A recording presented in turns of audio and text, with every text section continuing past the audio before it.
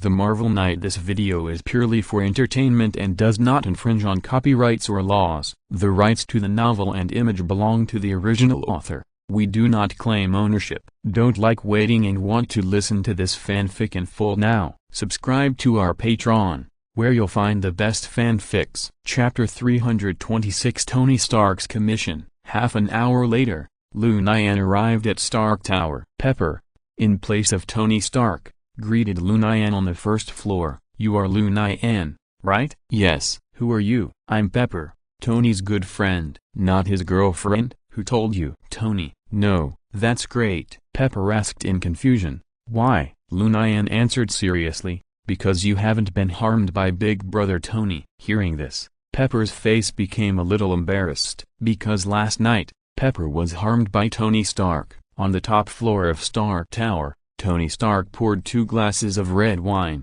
"Lu Nian, try it." "This is 1982 law fight." Lu Nian took the glass and drank it all. "It doesn't taste good." "Lu Nian, you are really a waste of food. How can you drink wine like a cow?" "I am just a rough man, not suitable for such elegant things." "Hey, Brother Tony, why did you call me here?" "I brought you the durian pizza." "Lu Nian, come and sit down. I need your help with something." Lu Nian followed Tony Stark to the hall and sat down. Pepper thoughtfully made 2 cups of coffee and brought them over. "Brother Tony, tell me, what's the matter?" "Lu Nian, I hope you can go to a country in northeastern Africa, the Kingdom of Wakanda." "The Kingdom of Wakanda?" "Yes, the Kingdom of Wakanda, located in northeastern Africa, is the most technologically advanced country in the world, and even the United States can hardly compare with it. The most special resource of the Kingdom of Wakanda is vibranium. 1 gram of vibranium is worth $10,000. With its large amount of vibranium resources,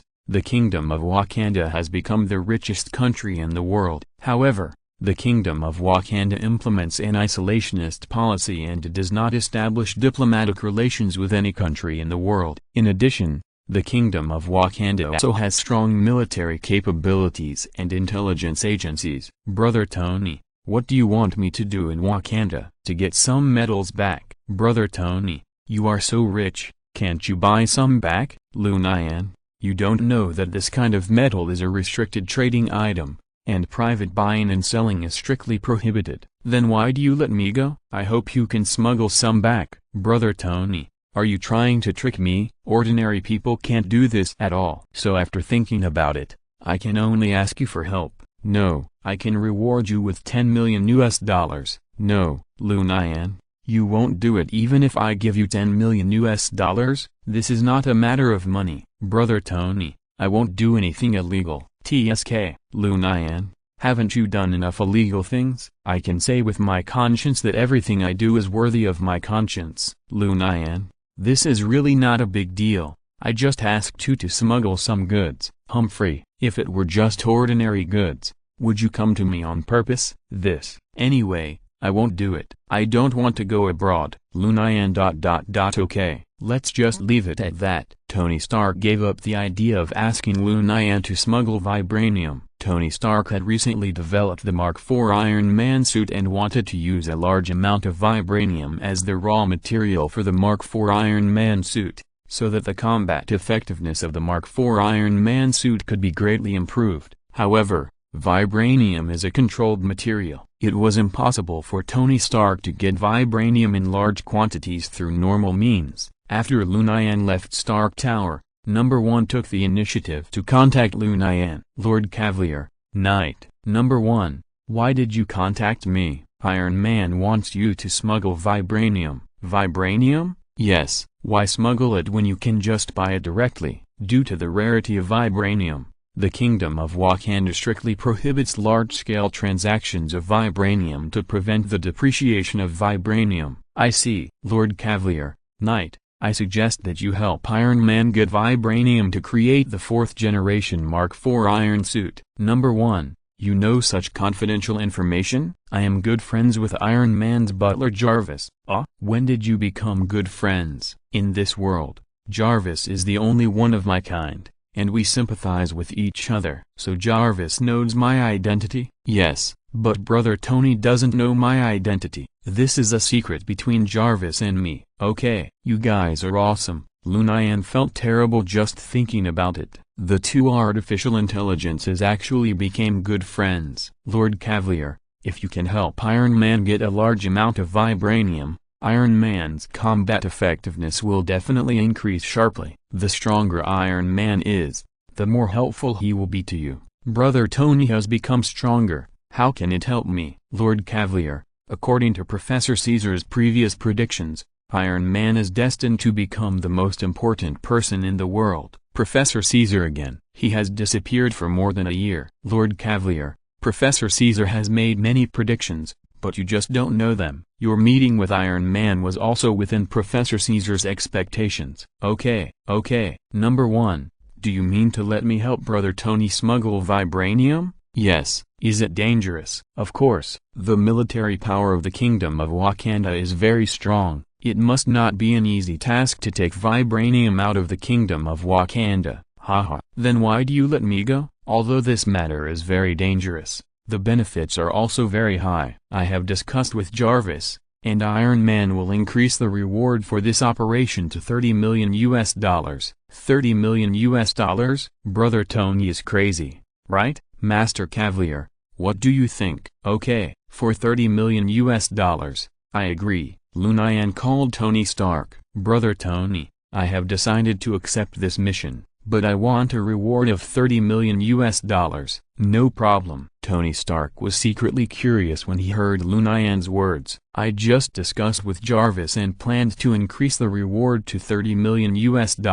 How did Lu Nian know so quickly? But when he heard Lu Nian agreed, Tony Stark breathed a sigh of relief, because this smuggling mission is related to the production of Mark IV Iron Man suit. It is too important for Tony Stark. Spending $30 million as long as we can successfully smuggle back the vibranium, this deal is worth it. Chapter 327 The rescue operation begins. Lu Nian returned to the pizza shop and continued to run it. $30 million soon entered Lu Nian's bank account. Lu Nian couldn't help but sigh. Brother Tony is really efficient. Jarvis and Number 1 teamed up to set a trap and put Lu Nian in. Lu Nian could not do the smuggling alone. Lu Nian had no experience in smuggling and needed the cooperation of professionals. Tony Stark had contacted the world's most powerful smuggling leader, Brother Eel, for Lu Nian to give him advice and assist him. The Kingdom of Wakanda is located in the northeast of Africa. The most convenient way to smuggle is of course to take a plane. But Tony Stark's smuggling volume this time is a bit large,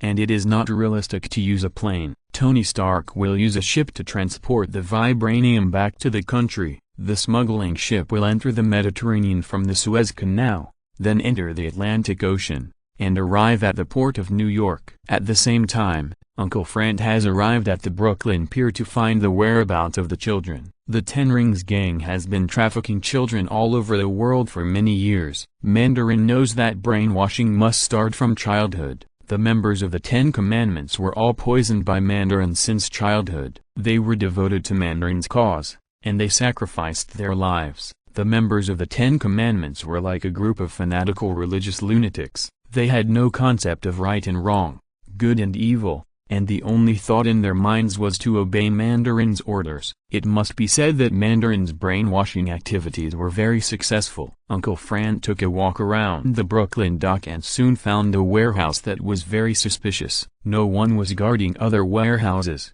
but only this warehouse was guarded very strictly, which was obviously there is no silver here. Uncle Frank quietly approached the warehouse. From the window of the warehouse, Uncle Frank suspiciously saw hundreds of children imprisoned in the warehouse. Uncle Frank was furious when he saw this. These bastards, they kidnapped so many children. Uncle Frank wanted to act immediately to rescue the children, but Uncle Frank soon found two white-robed messengers of the Ten Commandments. The two white-robed messengers were Jason and the Orc Superpower. Because Jason was still in a coma, the Orc Superpower temporarily became the highest person in charge here. Uncle Frank had heard Lu Nian talk about the terrifying nature of the white-robed messenger, so Uncle Frank did not dare to act on his own and chose to be patient for the time being. Wait until Lu Nian comes tonight, and see how we deal with you bastards. After confirming the target, Uncle Frank quietly left the warehouse and waited quietly for the night to fall. At 3 o'clock in the afternoon,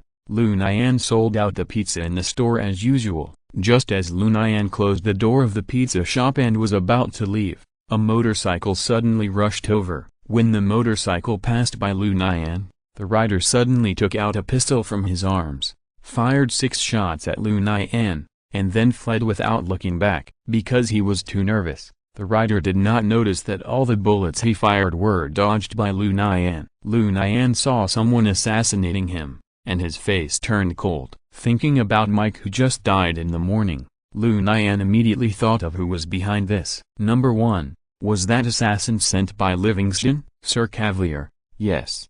It was Livingston. Livingston is showing off. Number 1. Do you have any good ideas to bring down Livingston? Lu Nian would never show mercy to those who were against him. Sir Cavalier, as long as you can get evidence of Livingston's corruption, gambling, favoritism and other malfeasance, we can bring him to ruin. Number 1. Can't you get evidence? Sir Cavalier, I can only retrieve the surveillance, but I can't find evidence of Livingston breaking the law. He can't be stupid enough to take pictures of his own crimes. Then what should I do? You can sneak into Livingston's house, install eavesdropping devices or cameras, and secretly record the crime. As for what happens next, you can rest assured and leave it to me. Sneak into Livingston's house? Isn't that illegal? Sir Cavalier, I believe that as long as it is for the purpose of dealing with bad guys, it is legal to use any means. Number 1. Your idea is very dangerous. Sir Cavalier, if you were just an ordinary person,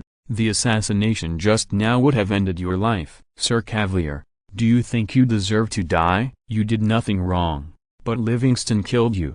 It would not be too much for you to kill Livingston. We are just trying to ruin his reputation instead of killing him directly. In a sense, what we are doing now is a kind of mercy.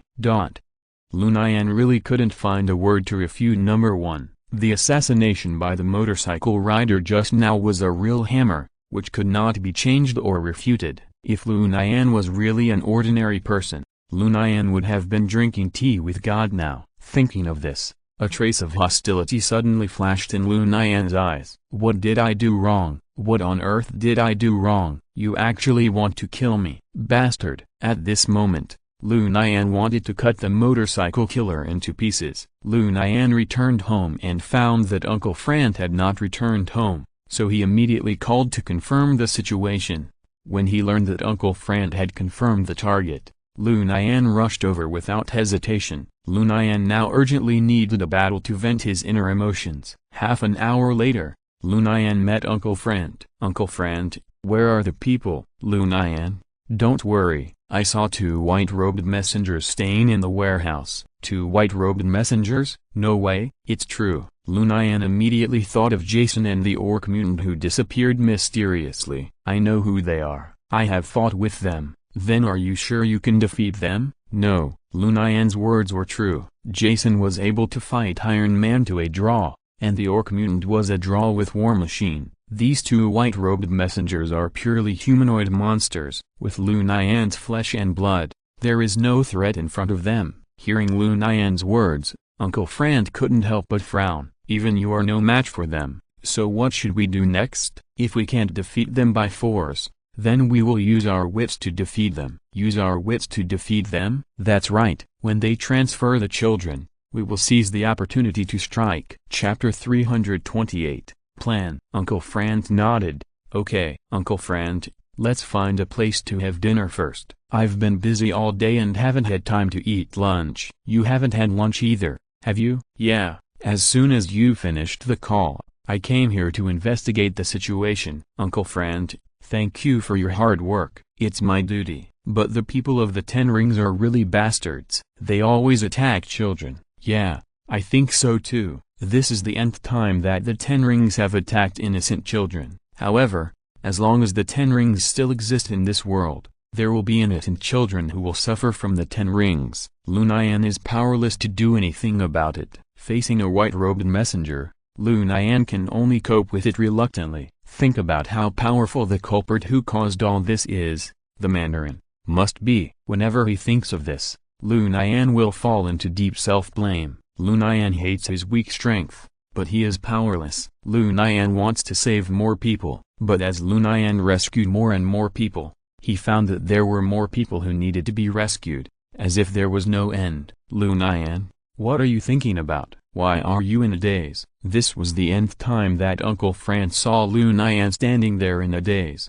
Uncle Fran, I'm fine, let's go have dinner now. Uncle Fran shrugged his shoulders when he heard this. Uncle Fran knew that Lu Nian was obviously not telling the truth, but Uncle Fran didn't mind it. In a fast food restaurant near the pier, Lu Nian and Uncle Fran were eating box lunches. The box lunch cost $6, with 2 meat dishes and 2 vegetable dishes, which could be described as rich. Although Lu Nian now has $30 million in his hand, Lu Nian does not pursue material enjoyment too much. Everything is enough. Uncle Fran, let's go back and get the equipment later. Lu Nian, you just stay here and wait for Uncle. Uncle will drive back by himself. When Uncle Fran went out today, he drove a Buick sedan that had been used many times. Because the Night 15 was too conspicuous and driving it out would obviously alert the enemy, Uncle Fran spent $2,000 to buy a second-hand Buick sedan at the used car market. Okay, then I'll wait here. I can have another box lunch by the way. Haha. Lu Nian, it's a bit too cheap to eat a box lunch here with your wealth. There's nothing cheap about this. I've never forgotten that I grew up in the slums of Brooklyn.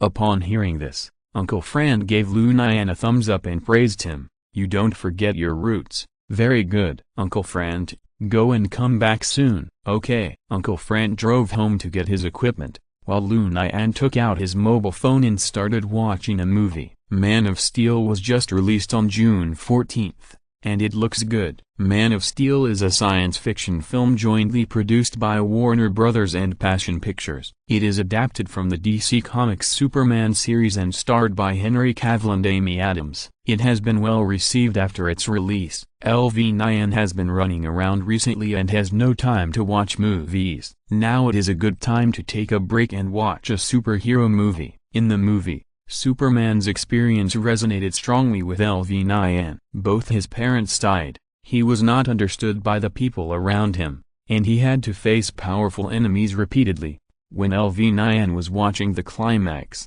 Uncle Fran came back. LV Nian, it's time for us to set off. Uncle Fran, are all heroes destined to be lonely? Well, LV Nian, do you think Tony Stark is lonely? Should be.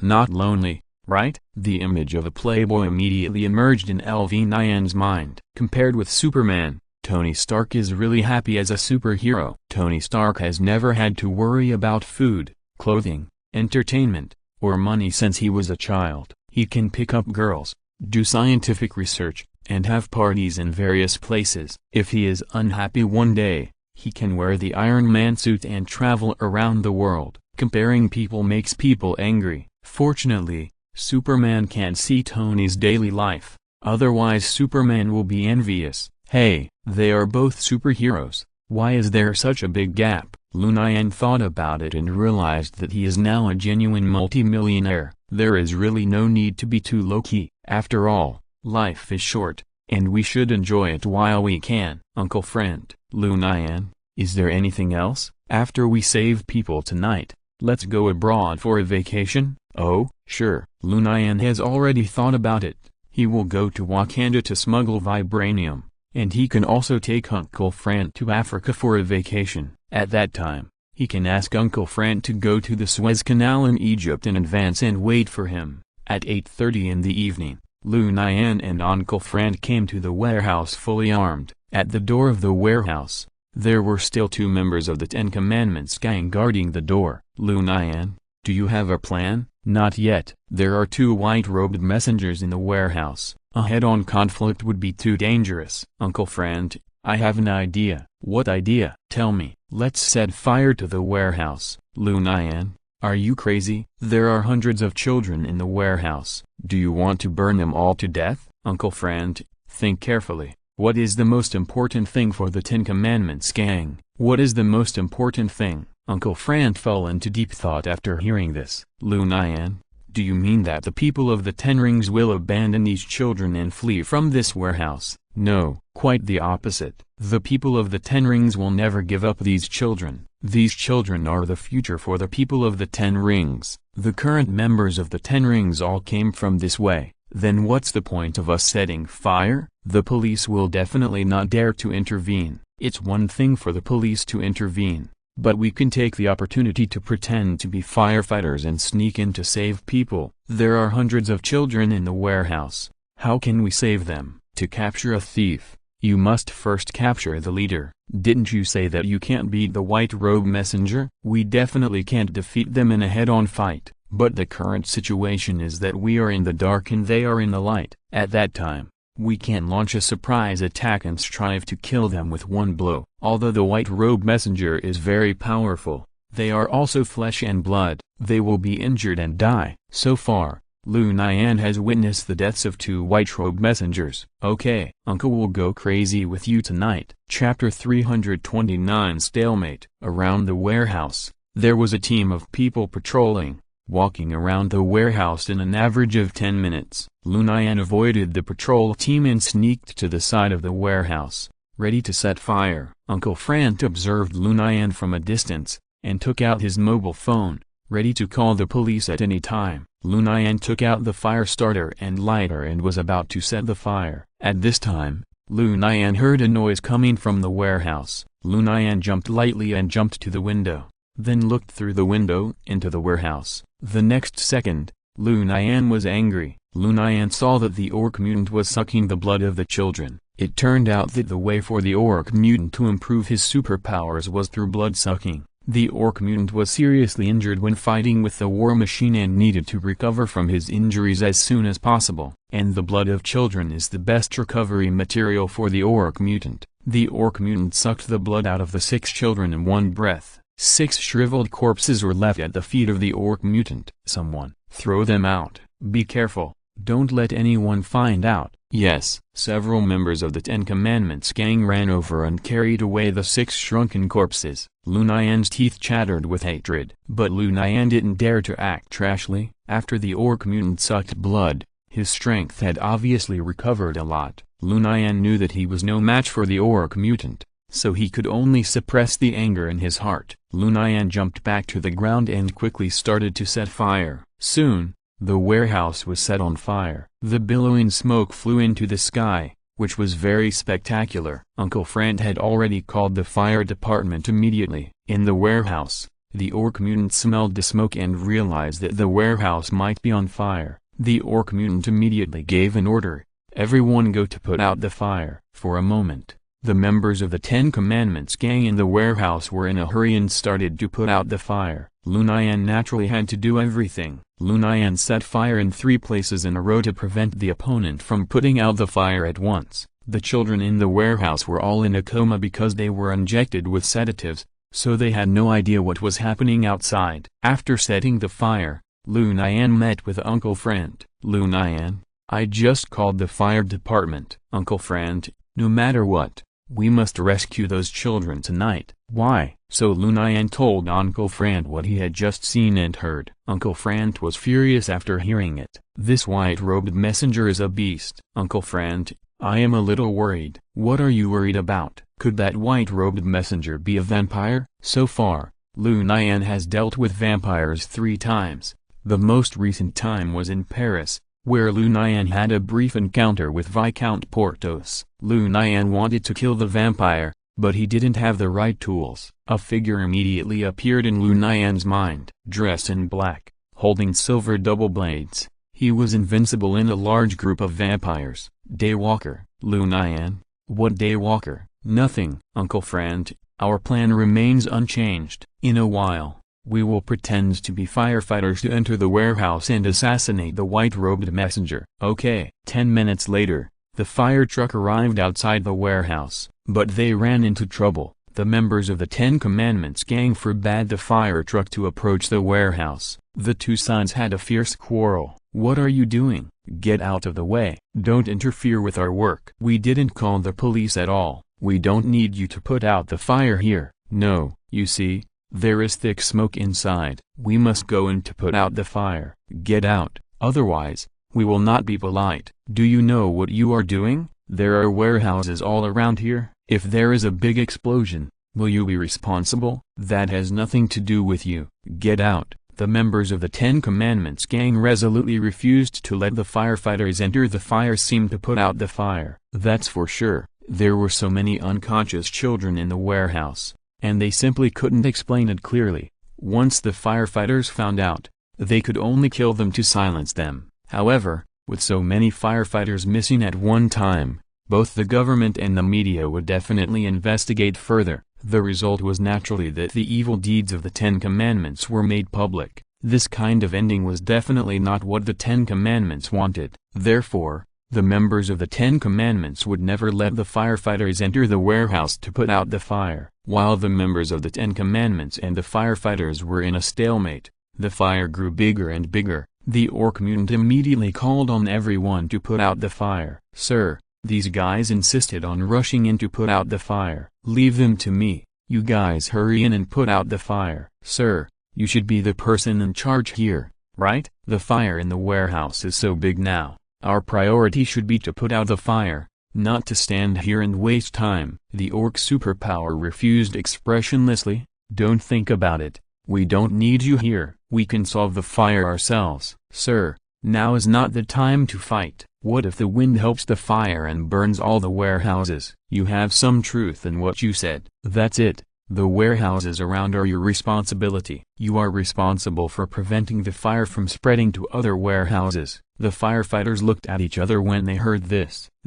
What's wrong? Hurry up and take action. If the warehouse next to you catches fire, it's your responsibility. The orc superpower directly put a big hat on the heads of the firefighters. Seeing this, the firefighters had to drive the fire truck to the warehouse next to them to take preventive measures. The firefighters used water guns to wet the outer wall of the warehouse to prevent the fire from spreading. The members of the Ten Commandments gang were actively trying to save themselves, holding fire extinguishers. The members of the Ten Commandments gang continued to fight the flames. The orc mutant felt something was wrong. This fire was too strange. Someone must have deliberately set it. But who could it be? No matter who it is, anyone who dares to go against our Ten Commandments gang must not be let off. At this time, Lu Nian and Uncle Fran had quietly changed into the uniforms of firefighters and came to the vicinity of the fire scene. Lu Nian, what should we do now? The people of the Ten Commandments gang did not let the firefighters enter the fire scene at all. Lu Nian frowned. If they could not enter the fire scene, they could not realize the plan in advance. Lu Nian, how about we kill this white-robed messenger outside first? Chapter 330. Sudden Change. After hearing what Uncle Fran said, Lu Nian began to think about the feasibility of this action plan. Number 1. If I launch a sneak attack, what is the probability of killing the white-robed messenger? 50%. If I launch a sneak attack, will there only be a 50% success rate? Yes, because the white-robed messengers are all superpowered. Their reaction speed is much faster than that of ordinary people, so please don't treat it with common sense. Number 1. Do you have any way to allow me to 100% kill the white-robed messenger? No. Hey, Lu Nian already knew that this would be the result. Lu Nian now needs to make a choice, whether to bet on the 50% success rate or give up this rescue operation. Lu Nian knew very well that as long as the orc superpowers were there, he and Uncle Fran would never be able to rescue the children. Lu Nian's mind immediately appeared the scene of the orc superpowers sucking the blood of the children, and Lu Nian's anger could not be suppressed. Let's go for it. A 50% success rate is a 50% chance. Lu Nian said to Uncle Fran, Uncle Fran, let's kill the white-robed messenger outside first, and then rush in to save the children. Okay, Lu Nian, since you have made the decision, I will follow you. Two firefighters walked towards the orc mutant.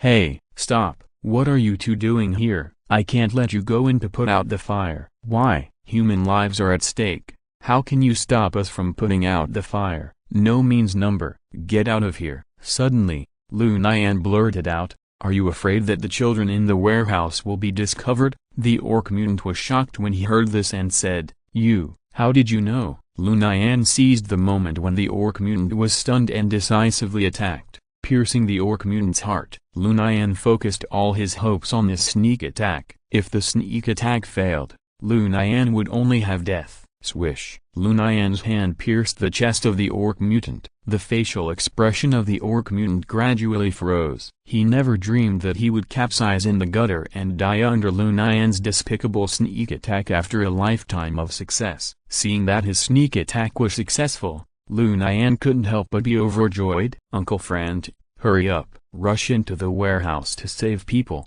The members of the Ten Commandments gang were stunned when they saw two firefighters rushing into the warehouse. How did the white-robed messenger let people in? They would never have thought that the orc mutant had died in Lu Nian's hands. But just when Lu Nian and Uncle Frank rushed into the warehouse, something strange happened. Jason actually woke up from his coma. Who are you? Uncle Frank, take a child out immediately, and then call everyone to rush in to save people. Quick! I'll stop him, Lu Nian. Then you do your best. Uncle Frank knew that even if he stayed here, he would only get in the way, so it was better to leave. Lu Nian and Jason face to face. I didn't expect that we would meet again so soon. Huh? Have we met before? At Stark Tower, Jason could not see Lu Nian's true face because Lu Nian was wearing nano knight armor. What should we do now? Haha, since you found something you shouldn't have found, we can't let you leave alive. You were seriously injured, right? Lu Nian's words hit Jason's sore spot. Jason's expression changed for a moment, but soon returned to normal. Even if I was a little injured, it would still be easy to catch you. I'm not alone. I have companions. I have killed your companion who can transform into an orc. What? Impossible. Haha. How is it impossible? He is a vampire. How could he be killed by you? What? He is actually a vampire? Lu Nian immediately realized that something was wrong. Uncle Frank rushed outside the warehouse holding an unconscious child, only to find that the silence outside the warehouse was terrifying. Uncle Frank found that the ground was full of shrunken corpses. A strange sound came from the side. Uncle Frank looked in the direction of the sound and saw a furry monster grabbing a firefighter and sucking his blood crazily. The firefighter's body shrank rapidly at a speed visible to the naked eye. Fuck. Uncle Frank immediately took out his pistol and shot at the monster continuously. Bang, bang, bang. The monster turned his head, his eyes were red, and his face was extremely hideous. The bullets hit the monster's body, but had no effect. The monster rushed towards Uncle Frank with the bullets. Damn it! Uncle Frank cursed and immediately ran quickly with the child in his arms. But the monster was too fast and caught up with Uncle Frank in the blink of an eye. Bang! The monster punched Uncle Frank in the back. In order to protect the child, Uncle Frank took the monster's punch. Puff. Uncle Frank was instantly seriously injured and spurted out a mouthful of blood. Uncle Frank lay on the ground. His consciousness gradually blurred. Uncle Frank saw the monster slowly approaching him, raised his huge foot, and stepped on Uncle Frank's head. Uncle Frank didn't know what happened next. Uncle Frank's eyes went black, and he fainted. In the warehouse, Lu Nian and Jason started a fierce battle. The horror of Jason's telekinesis far exceeded Lu Nian's imagination. Before Lu Nian had time to do anything, Jason threw him around the room like a toy. Fuck, this is not a solution. Number one, help me think of a way. I'm about to be played to death by him. Mr. Cavalier, please calm down. Number one, you actually asked me to calm down? It's not you who is being played. At this time, Jason's expression suddenly froze. Jason couldn't help but cover his chest. Jason was seriously injured, and his superpowers in his body had not yet fully recovered. Now he was barely fighting with Lu Nian, which put a lot of pressure on his body. Seeing this, Lu Nian was immediately overjoyed. So you are just a paper tiger now? I thought you were so powerful, Lu Nian said, and rushed towards Jason. As a result, before Lu Nian's hand touched Jason, Jason used telekinesis to throw him to the ceiling of the warehouse, and then fell heavily to the ground. This made Jason's superpowers even more exhausted. Puff. Jason could no longer hold on, spit out a mouthful of blood, and half knelt on the ground. Lu Nian slowly got up from the ground and looked at Jason with ill intentions. Jason's breath was extremely weak at this moment. Lu Nian knew that his chance had come. If you're listening to this novel on a channel other than Fanfic World, it means they downloaded and uploaded it without effort. We cordially invite you to visit our channel, Mundo Fanfic Novelist. There you'll find the original version of this story and you can explore many other novels of various genres. We are waiting for you to immerse yourself in a world of incredible novels. Chapter 331 Ending. Without thinking, Lu Nian rushed forward, wanting to kill Jason, who knew at this moment, Jason's body was suddenly covered by a mass of white. A spirit body ejected and appeared in front of Lu Nian. This spirit body was majestic and looked a bit like Temujin. The 10 huge rings on his hands were extremely conspicuous. This person was the leader of the 10 Rings gang, the elusive Mandarin. This was the first time Mandarin met Lu Nian face to face. After examining Lu Nian, Mandarin said, "You, very good. I didn't expect that I would be so honored today to meet the famous Mandarin." Hearing this, Mandarin frowned. "Do you know me? Although I have never seen you in person, I recognize the 10 magic rings on your hand. I believe that in this world, apart from you, Mandarin, there will definitely be no other person wearing 10 rings on his hand." Good insight, worthy of praise. "Yes, I am the helper Mandarin of the 10 rings." "Boy, what do you think? Are you willing to join the 10 rings? Since you can defeat Jason, I will let you be the head of the white robe messenger. How about it?" "Mandarin, do you know what I am thinking now?" "What are you thinking?" "Haha, I want to kill you." "Haha, boy, the joke you told is so funny." "Mandarin, I am not joking. I really want to kill you." "Just you? An ant-like thing?" Hearing this, Mandarin's face suddenly changed, and his eyes revealed endless murderous intent. The spirit of the Mandarin could not last too long, so the Mandarin wanted to make a quick decision. The Mandarin used the power of the ring on Lu Nian. Lu Nian instantly felt as if his body was about to be torn apart, and he was in great pain. Just when Lu Nian's life was hanging by a thread, a sword shadow flashed by and blocked the Mandarin's attack. "Who dares to ruin my good deeds?" "It's me, Daywalker." Daywalker, a blade warrior, a professional vampire hunter. Daywalker chased the orc mutant all the way to New York. Just now outside the warehouse, just before Uncle Frank was about to be killed by the orc mutant, Daywalker fell from the sky and sent the orc mutant to hell with his own hands. The Mandarin looked at Daywalker with anger on his face. "Haha, the famous Daywalker. I never thought I would meet you under such circumstances." "Who are you?" Lu Nian answered. "He is the Mandarin, a heinous villain." "Humphrey, it seems that you are lucky. However, there is a long way to go." After saying this, the Mandarin waved his sleeves and disappeared into the warehouse with the unconscious Jason. Although the Mandarin was very powerful, the original purpose of the Mandarin's spirit was to protect Jason. As for whether he could kill Lu Nian, it was not in the original plan. The Mandarin took Jason and cast a space teleportation spell and returned to his castle. The Mandarin used the magic ring on Jason. Jason's wounds healed instantly, and Jason woke up from his coma. When Jason opened his eyes and saw the Mandarin, Jason immediately knelt on the ground with a thump. "Mandarin, Jason is guilty." "Jason, of course you're guilty. You set out with 3 white emissaries, but now you are the only one back. Now tell me what happened in the meantime." "Mandarin, our intelligence is wrong. When we went there were already 4 people waiting for us at the door of Stark Tower." "4 people?" "Iron Man, War Machine, Daredevil, and a guy wearing silver knight armor. Each of them is as powerful as the superpowers." "That's not the reason why you lost the battle." "Yes, Jason is guilty of death. Please punish him." "Mandarin, now is the time to use people.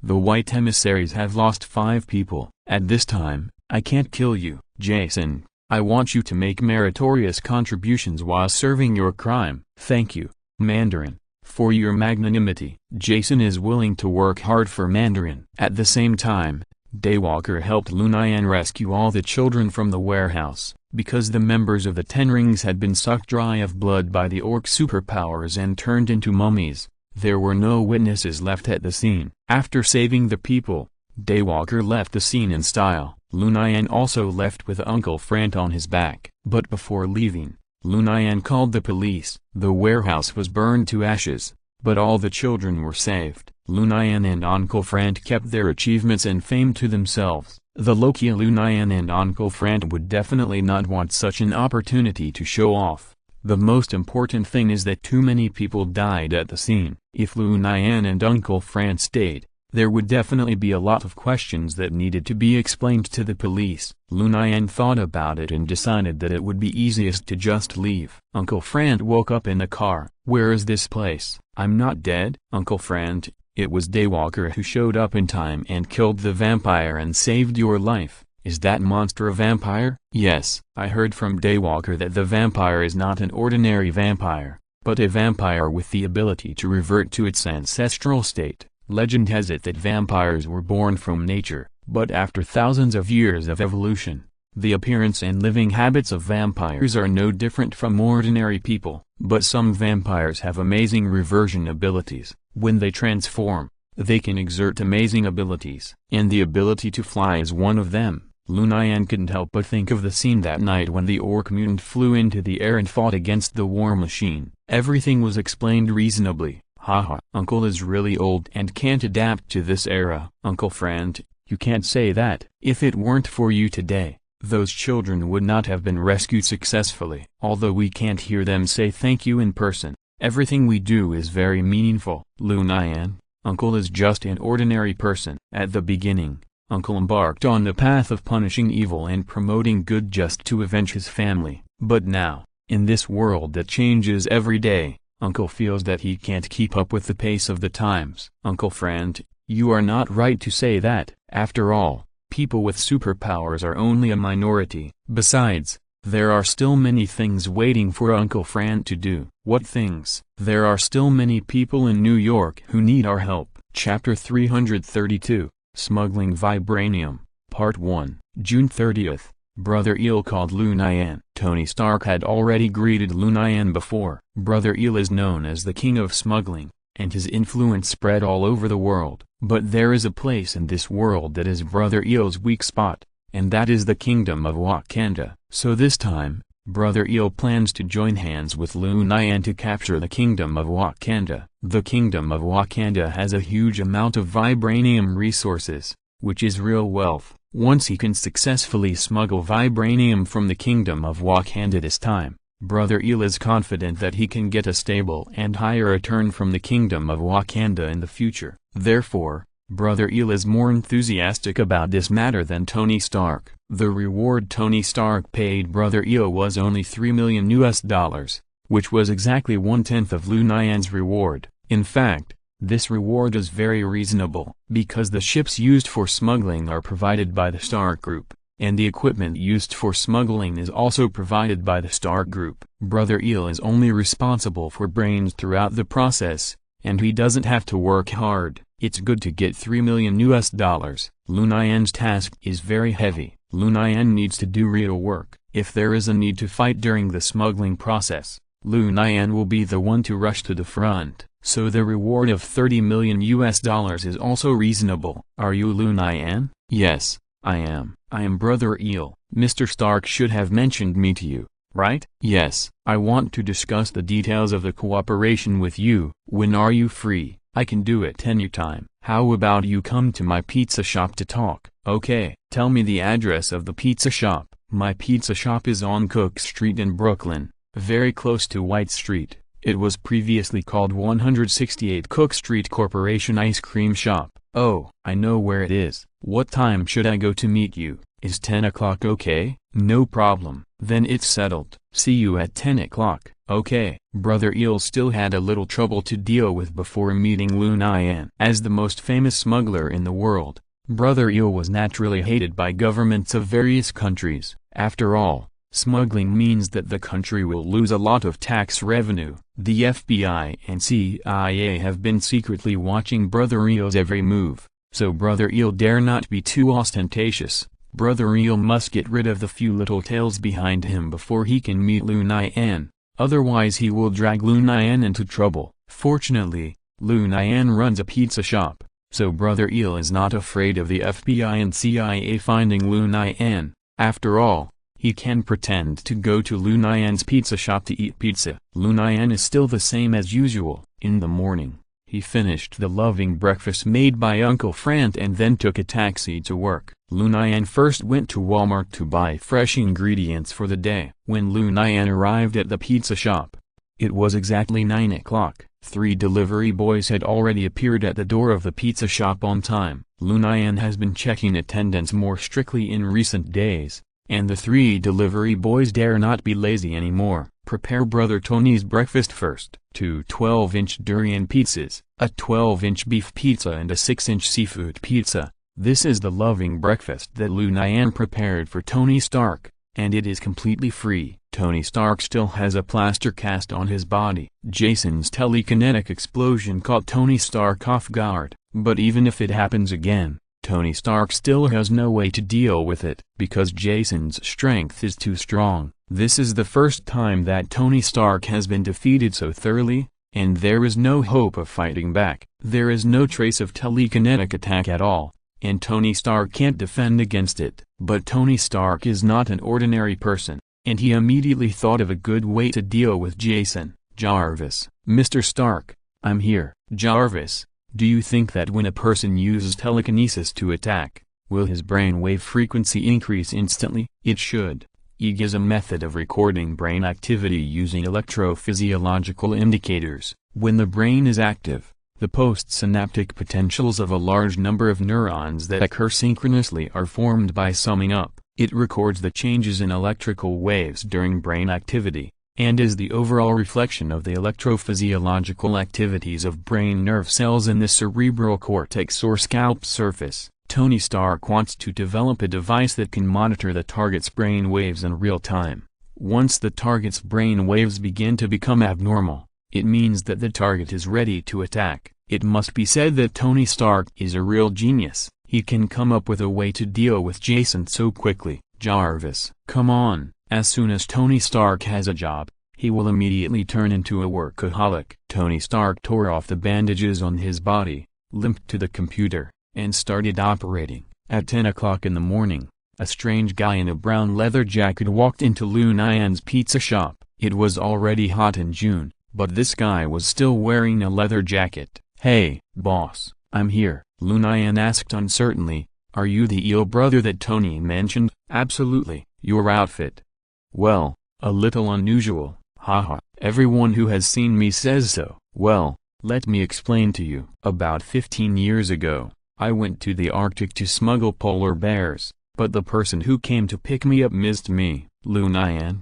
you know, the Arctic. Ice and snow, it's so damn cold. I lived there alone for 3 months. Since then, I always feel that I am cold wherever I go. After hearing about Brother Eel's experience, Lu Nian couldn't help shuddering. Living alone in the Arctic for 3 months, he didn't die. This eel brother is definitely not simple. Brother Eel, where are we going to talk? Let's talk like this. I see there's no one else here. You just pretend to make pizza, and I'll sit here and talk to you. Brother Eel sat down on the seat closest to the kitchen without any hesitation. Okay, Lu Nian, you should know where we are going, right? Wakanda. That's right. Wakanda is known as the most advanced place on Earth. The security measures there are stricter than the gold reserves underground in New York, USA. I know. Lu Nian is not worried about this at all. In Lu Nian's hands, there is an omnipotent number one. As long as you dare to trust the computer, number one will teach you a lesson in minutes. We must first enter the kingdom of Wakanda. But the kingdom of Wakanda refuses visas to ordinary people. What should we do then? Chapter 333,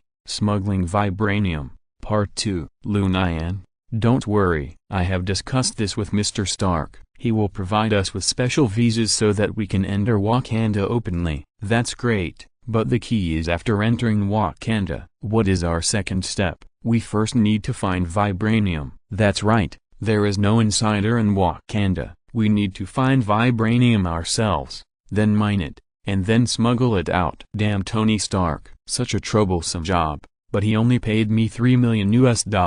Hearing this, Lu Nian's expression was very interesting. It turned out that he was calculated by Tony Stark again. What about the smuggling? Is this time, I have to be a miner? This is simply robbery, right? Brother Eel saw Lu Nian's expression and felt very sympathetic. Lu Nian, I know that your workload this time will be quite heavy. You are not only responsible for finding vibranium, but also for mining it, and then you need to smuggle it back to New York safely. If I were you, I would definitely ask Mr. Stark for at least $30 million in compensation. When Lu Nian heard what Brother Eel said, his eyes lit up instantly. Yes, I strongly demand a promotion and a raise. It's a must. Brother Tony didn't tell you the truth before, but of course Lu Nian was just talking. After all, Tony Stark had already deposited $30 million into Lu Nian's bank account. Brother Eel, please tell me about the second step. The information I have about the Kingdom of Wakanda is pitifully small. It is very advanced and very closed. I don't even know what the King of Wakanda thinks. Brother Eel, get to the point. Okay, the vibranium mines must be within the territory of Wakanda, but I really don't know where exactly. Then how do we find the vibranium mines? Haha. Of course I'm prepared. We can use metal detectors to look for vibranium mines. Aren't metal detectors used for security checks? Can they be used to find vibranium mines? Haha. Ordinary metal detectors certainly won't work, but what if it's a vibranium detector? Vibranium detector? Can that kind of thing be made? Of course. Who am I? I'm the famous Brother Eel. Making a vibranium detector is a piece of cake for me. Awesome. As long as we have a vibranium detector, our chances of finding a vibranium mine are over 90%. Why not 100%? After all, no matter how sophisticated the instrument is, there will be times when it makes mistakes. So the success rate is only 90%. Of course, the number of 90% was just something that Brother Eel said casually. After all, it has not been scientifically tested. For a vibranium detector, if it is found once, it is 100%.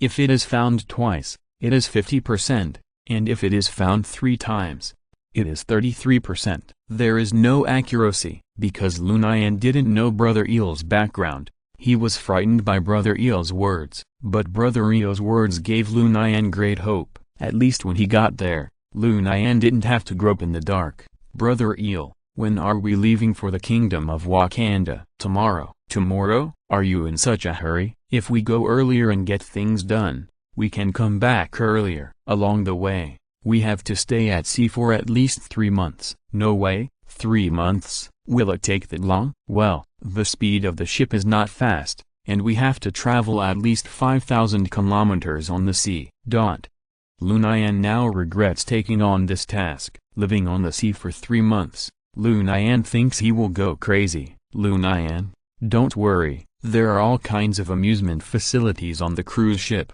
I guarantee you won't be lonely during the 3 months. The main reason is that vibranium is too important. I arranged 2 smuggling routes this time. One of them is fake, which is deliberately left for others to trace. Others think that for something as important as vibranium, I will definitely use an airplane to smuggle it, but I did the opposite. After we get the vibranium, we will take a car and enter Egypt by land. After the cruise ship passes the Suez Canal, we will bring the vibranium on board. As the leader of the smuggling industry, Brother Eel has thought of everything, no matter how big or small. Since Brother Eel has thought of everything, I feel relieved. Brother Lu Nian, don't worry, this time, we will all get rich together. Okay, Brother Lu Nian, it's almost noon. Will you treat me to lunch? No problem. What flavor of pizza does Brother Eel want? Anything. Beef pizza. I love beef the most. Well, another chicken pizza. Both 12 inches. No problem.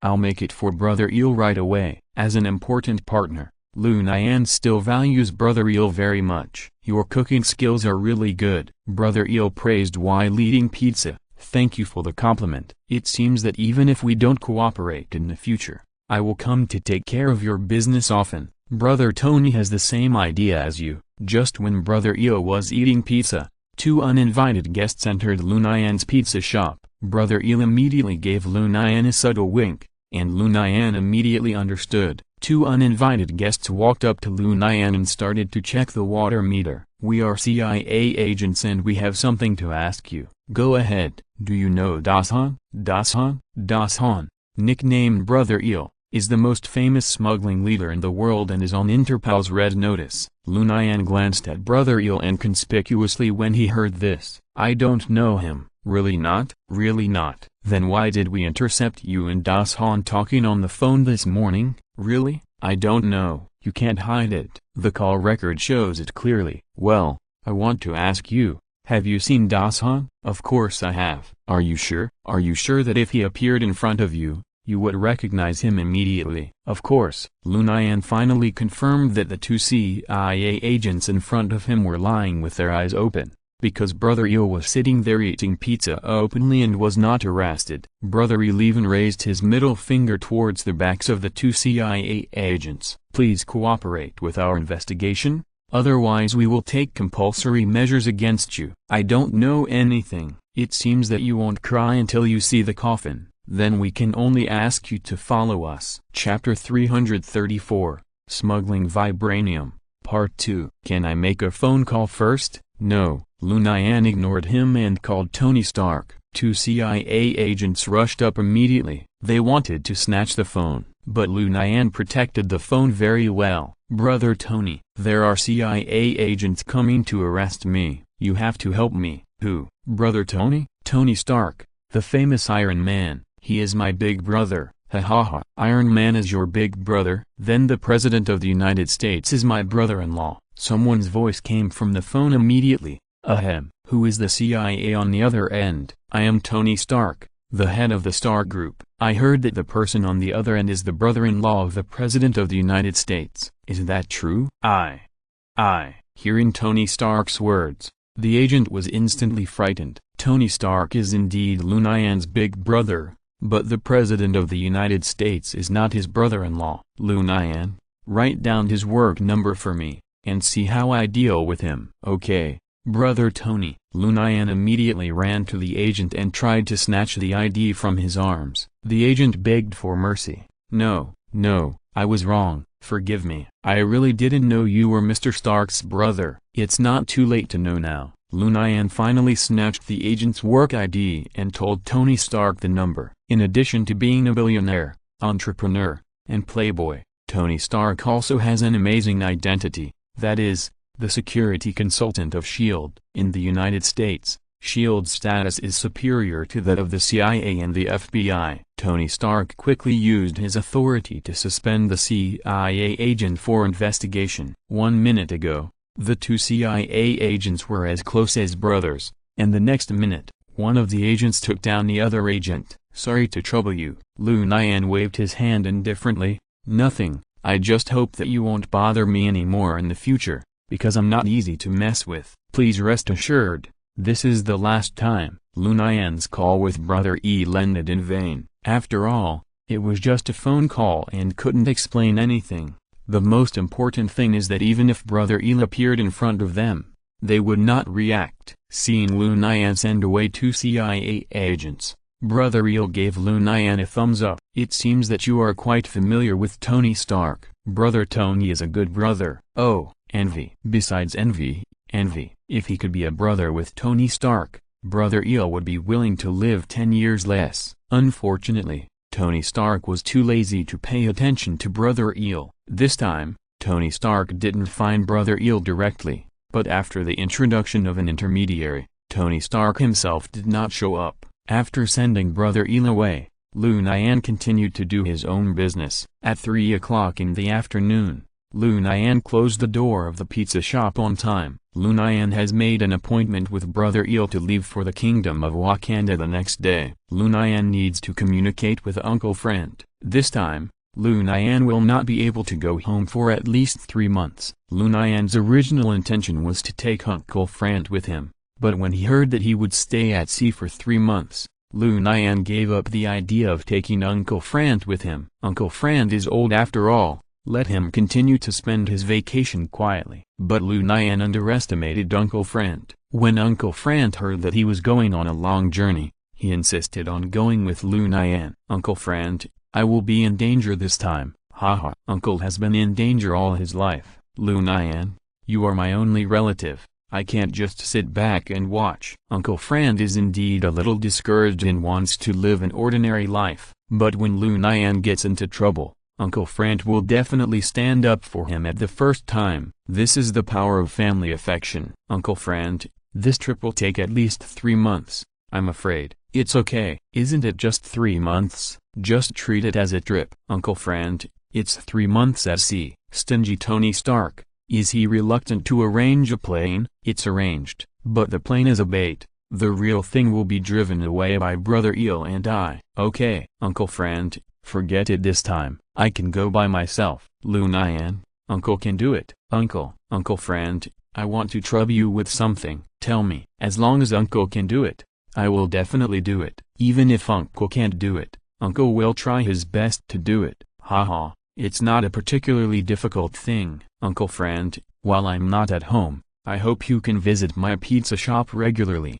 Can't I help you hire a chef and keep the business open? Lu Nian quickly shook his head and refused. Absolutely not. I opened a pizza shop just to pass on my master's craftsmanship, not to make a lot of money. Changing a chef will ruin my reputation. Okay, Uncle will help you look after the shop. Thank you. Uncle, do you want anything? I can bring it back from abroad for you. Ha ha ha. Really? I've always heard that there is a Cleopatra in Egypt. If possible, pack me a Cleopatra. Uncle Frank couldn't help but make a joke with Lu Nian when he heard it. Lu Nian nodded seriously when he heard it. No problem, as long as it's Uncle Frank's request, I will definitely do it. In the evening, Uncle Frank once again displayed his cooking skills and cooked for Lu Nian. A sumptuous meal was enough to soothe Lu Nian's injured heart. The next morning, Brother Eel drove and picked Lu Nian up. The two arrived at Kennedy International Airport. Tony Stark had already bought tickets for the two. Lu Nian and Brother Eel need to fly from New York to Italy first,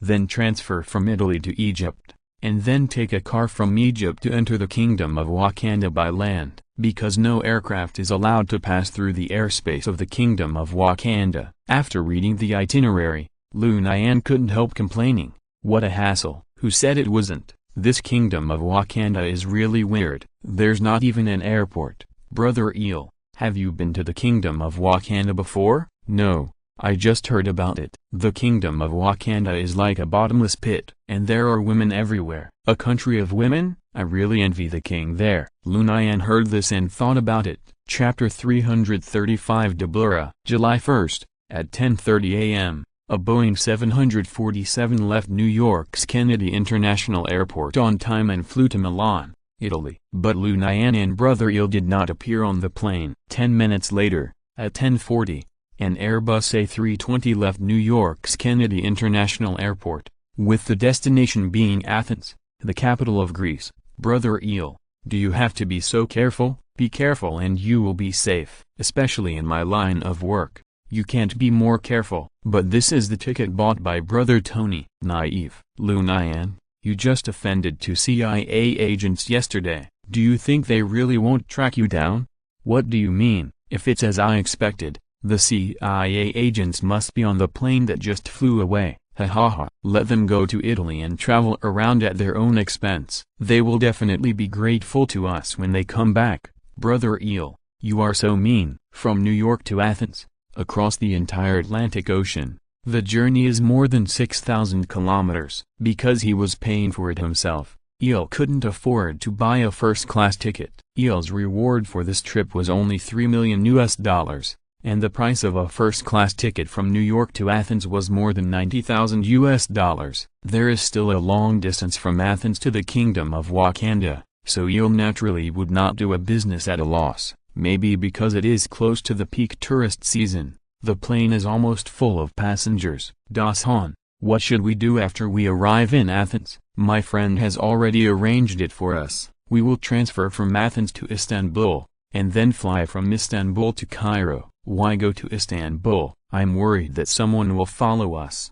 so we're going to Istanbul to shake off the tail. Das Han, you're too cautious. Better safe than sorry. Das Han, you are careful enough. You're even more cunning than a fox. Even the most cunning fox will make mistakes. For prey, a single mistake is unforgivable. So, I would rather go around a few more times than let anyone catch my tail. Lu Nian gave a thumbs up from the bottom of his heart. Das Han, I really admire you now. You can become the biggest and strongest in the world, and it's really not luck. Of course, the iron must be hard to forge. As the leader of the smuggling industry on the earth, Brother Eel has unparalleled pride. I'll take a nap first. There are still more than 10 hours. Okay. Lu Nian put on the eye mask and fell asleep. Brother Eel picked up a magazine on the plane and read it attentively. The first half of the flight was uneventful, but when the plane crossed the Atlantic Ocean and arrived over the Iberian Peninsula, an accident happened. Suddenly, strange noises began to be heard in the cargo hold of the plane. The flight attendant asked the captain to check the situation,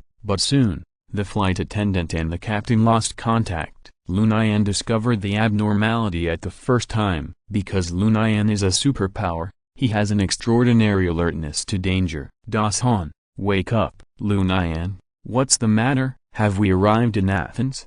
Das Han, something is wrong in the plane. What's wrong? Several crew members disappeared. They may have taken turns to rest. What a fuss. I'll sleep a little more. Das Han, I'm not kidding you. If you still want to reach your destination alive, from now on, stay awake at all times. Lu Nian, is it really that serious? Maybe the actual situation is more serious. The uneasiness in Lu Nian's heart is getting worse. Lu Nian, I'm counting on you for my life. At this time, Brother Eel knew that he had to hold on to Lu Nian's thighs. Everyone has his own expertise. For smuggling, Brother Eel was responsible, but for fighting, he had to count on Lu Nian. I'll try my best. Lu Nian didn't dare to promise, because Lu Nian didn't even know who the enemy was. Lu Nian was also worried. Woo! Suddenly, a roar of a beast came from the direction of the cargo hold. Lu Nian shouted softly, "Here it comes!" Brother Eel was so scared that he grabbed the handrail tightly,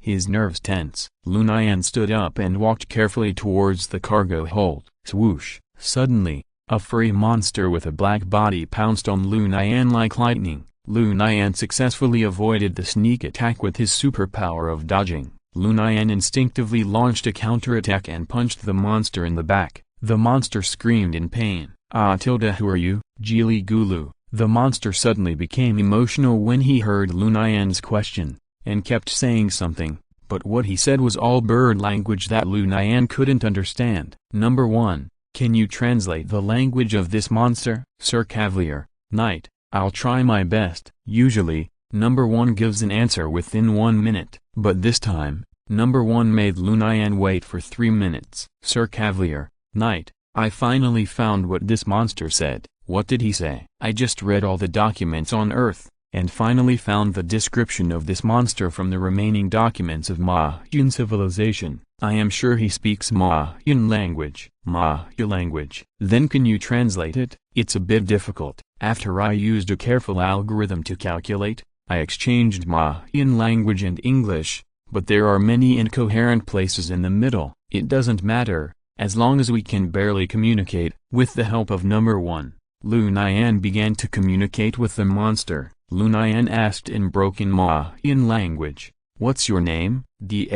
Deborah. Your name is Deborah? Deborah. Okay. Why are you here? I was sleeping and was disturbed. Huh? You were sleeping in the plane? Deborah's words made Lu Nian a little confused. Deborah was in the temple sleeping and was ambushed. The missing part in Deborah's words was something that even number 1 couldn't translate. You were ambushed and caught, right? Deborah nodded immediately. Where is the person who caught you? I don't know him. Deborah shook his head. That's troublesome. You wait here for me. Deborah nodded. Lu Nian walked into the cargo hold and found the bodies of the captain and the stewardess, who were obviously killed by Deborah. Seeing this, Lu Nian couldn't help shaking his head. This is troublesome. Chapter 336 Big Trouble. Lu Nian knew that if Deborah was discovered, he would definitely be caught for research. Moreover, Deborah had killed 2 people, and people would definitely not tolerate Deborah's existence. From the perspective of humans, Deborah is an unknown and dangerous creature that must be studied. Moreover, Deborah has killed 2 people and is dangerous. But from Deborah's perspective, he just wanted to live a quiet life without disturbing anyone. But humans took the initiative to find him and took him away from his hometown. Deborah just wanted to survive. Deborah was not wrong. It was humans who were wrong. But this set of rhetoric was not convincing at all. As long as people saw the bodies of the captain and the stewardess, they would immediately catch Deborah and kill him. Lu Nian thought about it and decided to help Deborah go home. Deborah, do you want to go home? Home. Deborah's home. Deborah wants to go back. Deborah, if you want to go home, you have to listen to me from now on. Be obedient. Fortunately, the passengers in the cabin had not discovered Deborah yet. Now the only person who knew about Deborah's existence was Lu Nian. Deborah, find a place to hide first. I'll come back to find you later. The hope of sending Deborah home fell on Brother Eel. After all, every profession has its own expertise. Lu Nian returned to his seat and asked, Das Han, how do you send a person to another country? You mean smuggling? Yes, no one can find out. Smuggling is a technical job. Das Han, I know you have a way. Lu Nian, do you know? I used to be the most powerful snakehead on earth. During the smuggling process, I accidentally forgot a group of stowaways in the freezer. When I remembered, they had all frozen to death. This incident is my lifelong pain. Since then, I have retired and never helped people smuggle again. Das Han, I'm in a bit of trouble now. What trouble? Lu Nian didn't know how to start. Tell me, who is who between us? Das Han, there is a monster from Mayan civilization on this plane. What? Das Han, calm down. Calm down. Lu Nian, do you know what you are saying? I saw it with my own eyes. I can't be wrong. How is the monster? A very docile monster. Where do you want to send him? Home. Of course. Where is his home? He said he was caught in the Mayan temple. So you want to send him back to the Mayan temple? Yes. Oh my God. Are you crazy? I'm not crazy. I'm normal. Where is the monster? It's still in the cargo hold of the plane. If you are determined to send him home, you must first get him off the plane safely. What should I do? If it's in the cargo hold, it will be easy. Just leave through the cargo channel. No,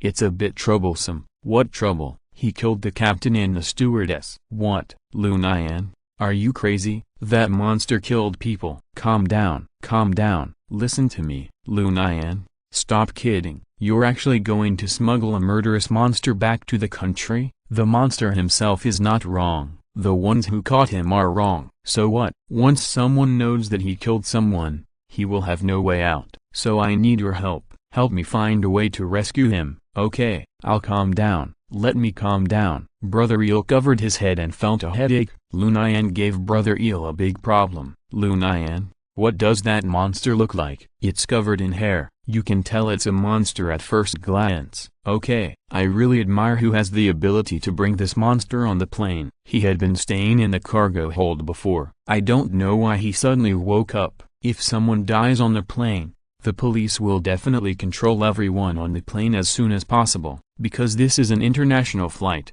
we will definitely be stranded at the airport. Then what? During this time, we must find a way to send that monster out.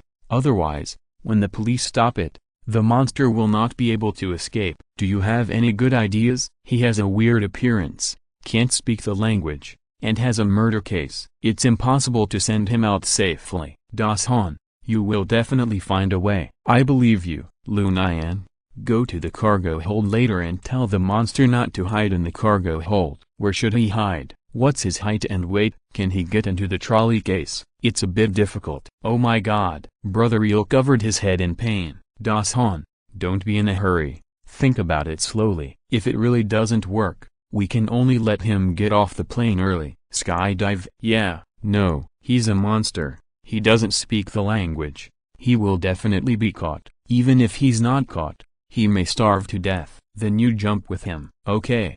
Brother Eel didn't expect Lu Nian to agree so readily. You don't really want to jump, do you? Since you said so, I'll listen to you. I'll jump with the monster. What about the vibranium? We'll talk about it later. In the end, with the help of Brother Eel, Lu Nian still arranged an escape route for Deborah. No need to risk skydiving to escape. Open the cargo hold and advance to escape when the plane just landed. Although this plan is a bit risky, it is the best choice for Lu Nian and Deborah. Once the police take control of the plane, the probability of Deborah escaping is infinitely close to zero. Lu Nian, how can we contact each other then? Das Han, don't worry, I will contact you actively, just keep your phone on. With the help of number 1, Lu Nian can make calls anytime and anywhere, as long as the other party has a cell phone signal. Brother Il hurriedly wrote down an address with a pen and paper. Lu Nian, you take that monster. Deborah. Okay, it's Deborah. After you successfully escape with the monster Deborah, go to the address I wrote. I will arrange for someone to pick you up there. Okay. Chapter 337, Old Hand. At this time, the plane still had 2 hours to fly to the Athens International Airport. Lu Nian secretly returned to the cargo hold and told Deborah the plan. Deborah didn't know what to do, so he could only listen to Lu Nian completely. After all, Lu Nian could still speak a few words of Mahjun. From now on, you go back to the cargo hold and hide, and when I come to find you, you come out again.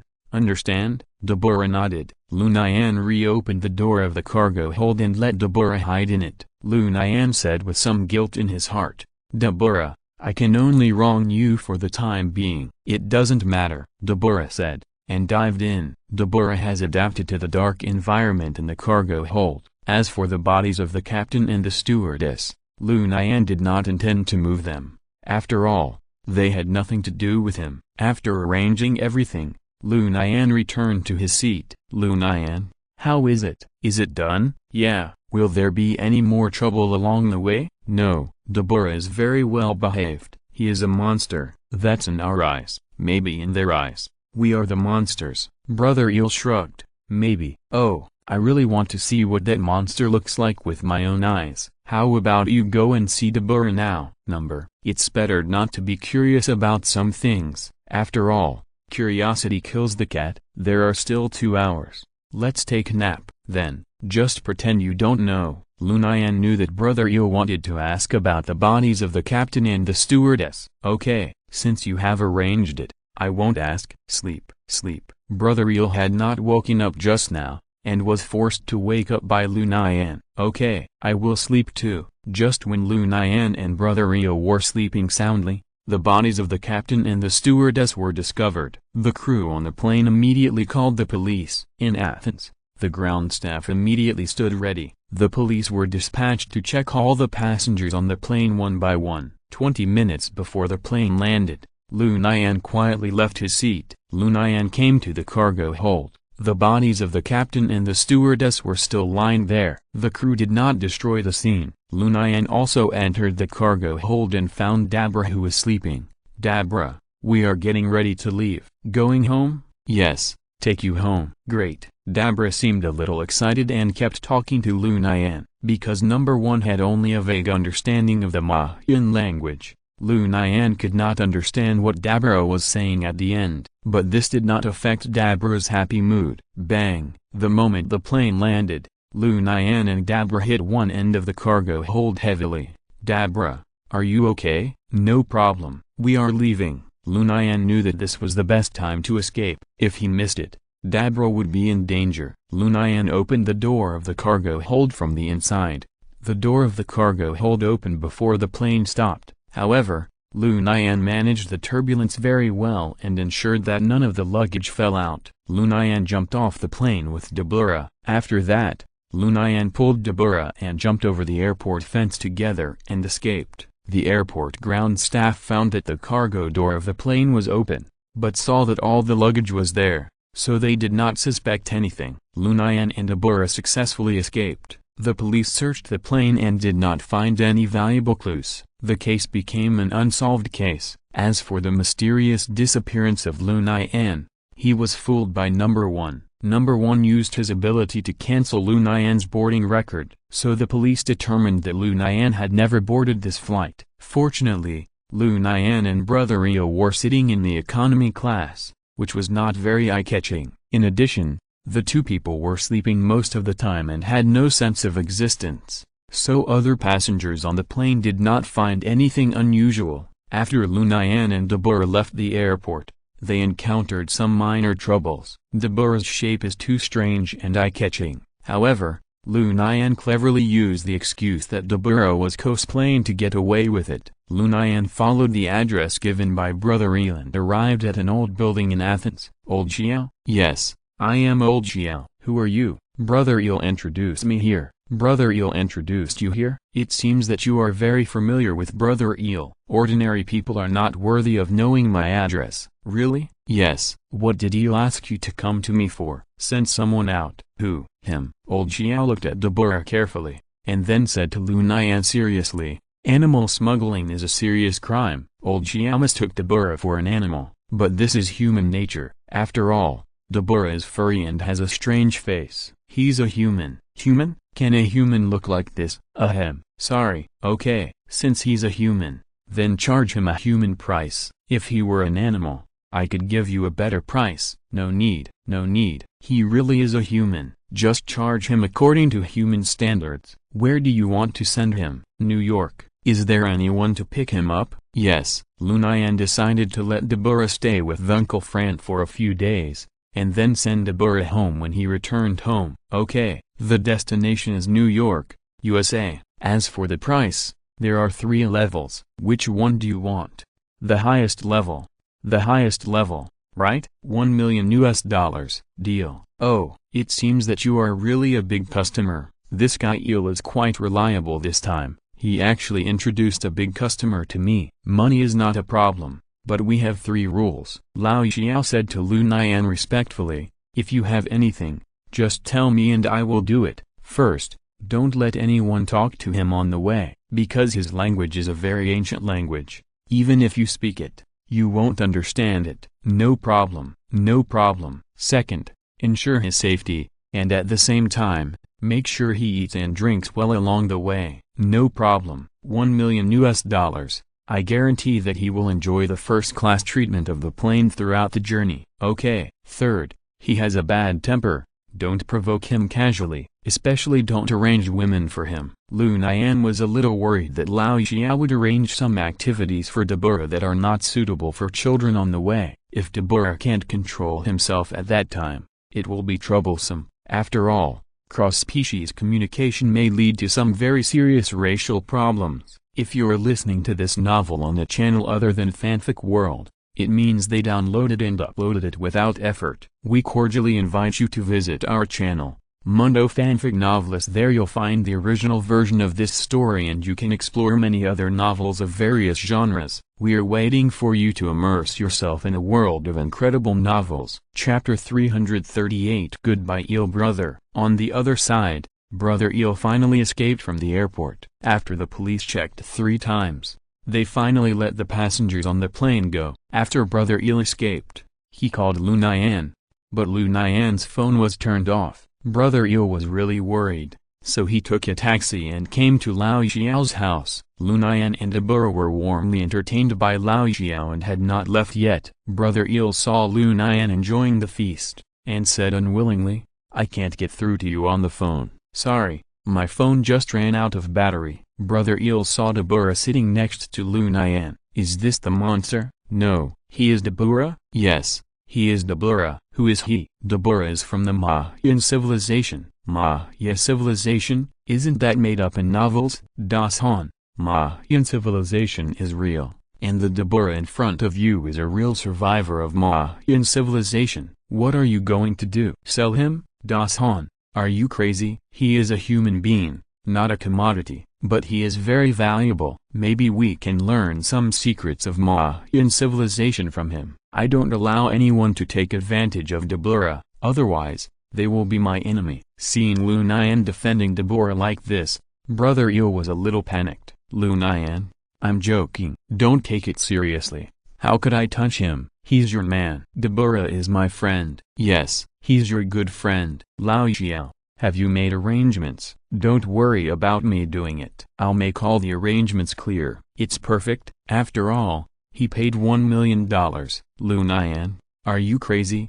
You paid $1 million for such a guy? I think it's worth the price. After all, friendship is priceless. Okay, you win. Friendship is priceless. Brother Eel muttered for a long time about Lu Nian spending $1 million to send Deborah away. Lao Xiao was very efficient and arranged everything in just one day. Lu Nian and Brother Eel also took this time to adjust the time difference. At 3 o'clock in the morning on July 3rd, Lao Xiao, Lu Nian and Brother Eel sent Deborah on the smuggling cruise ship. The destination of this cruise ship was New York. From the captain to the crew, all the cruise ship's people are experienced, and everything seems safe. After all, it's not the first time for the experienced to smuggle people. Dabula, be a good boy on the boat. When we get to the destination, someone will come to pick you up. Also, don't cause trouble to others, and don't kill people again. Thank you, Lu Nian. When I return to China,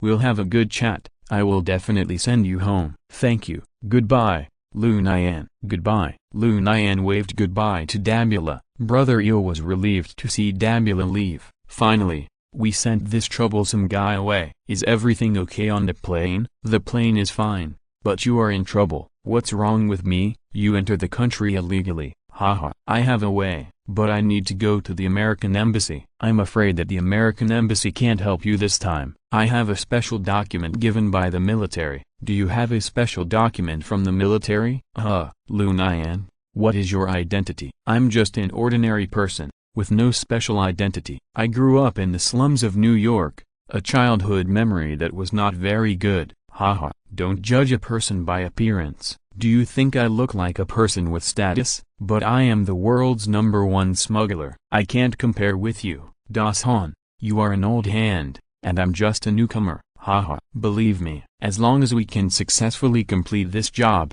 you will definitely make a name for yourself in the smuggling world soon. The kingdom of Wakanda has always been a forbidden place for smugglers. Who knows, if I fail to complete the task this time, I won't have the face to go back to see brother Tony. Tony Stark has already paid $30 million, and Lu Nian does not intend to return the $30 million.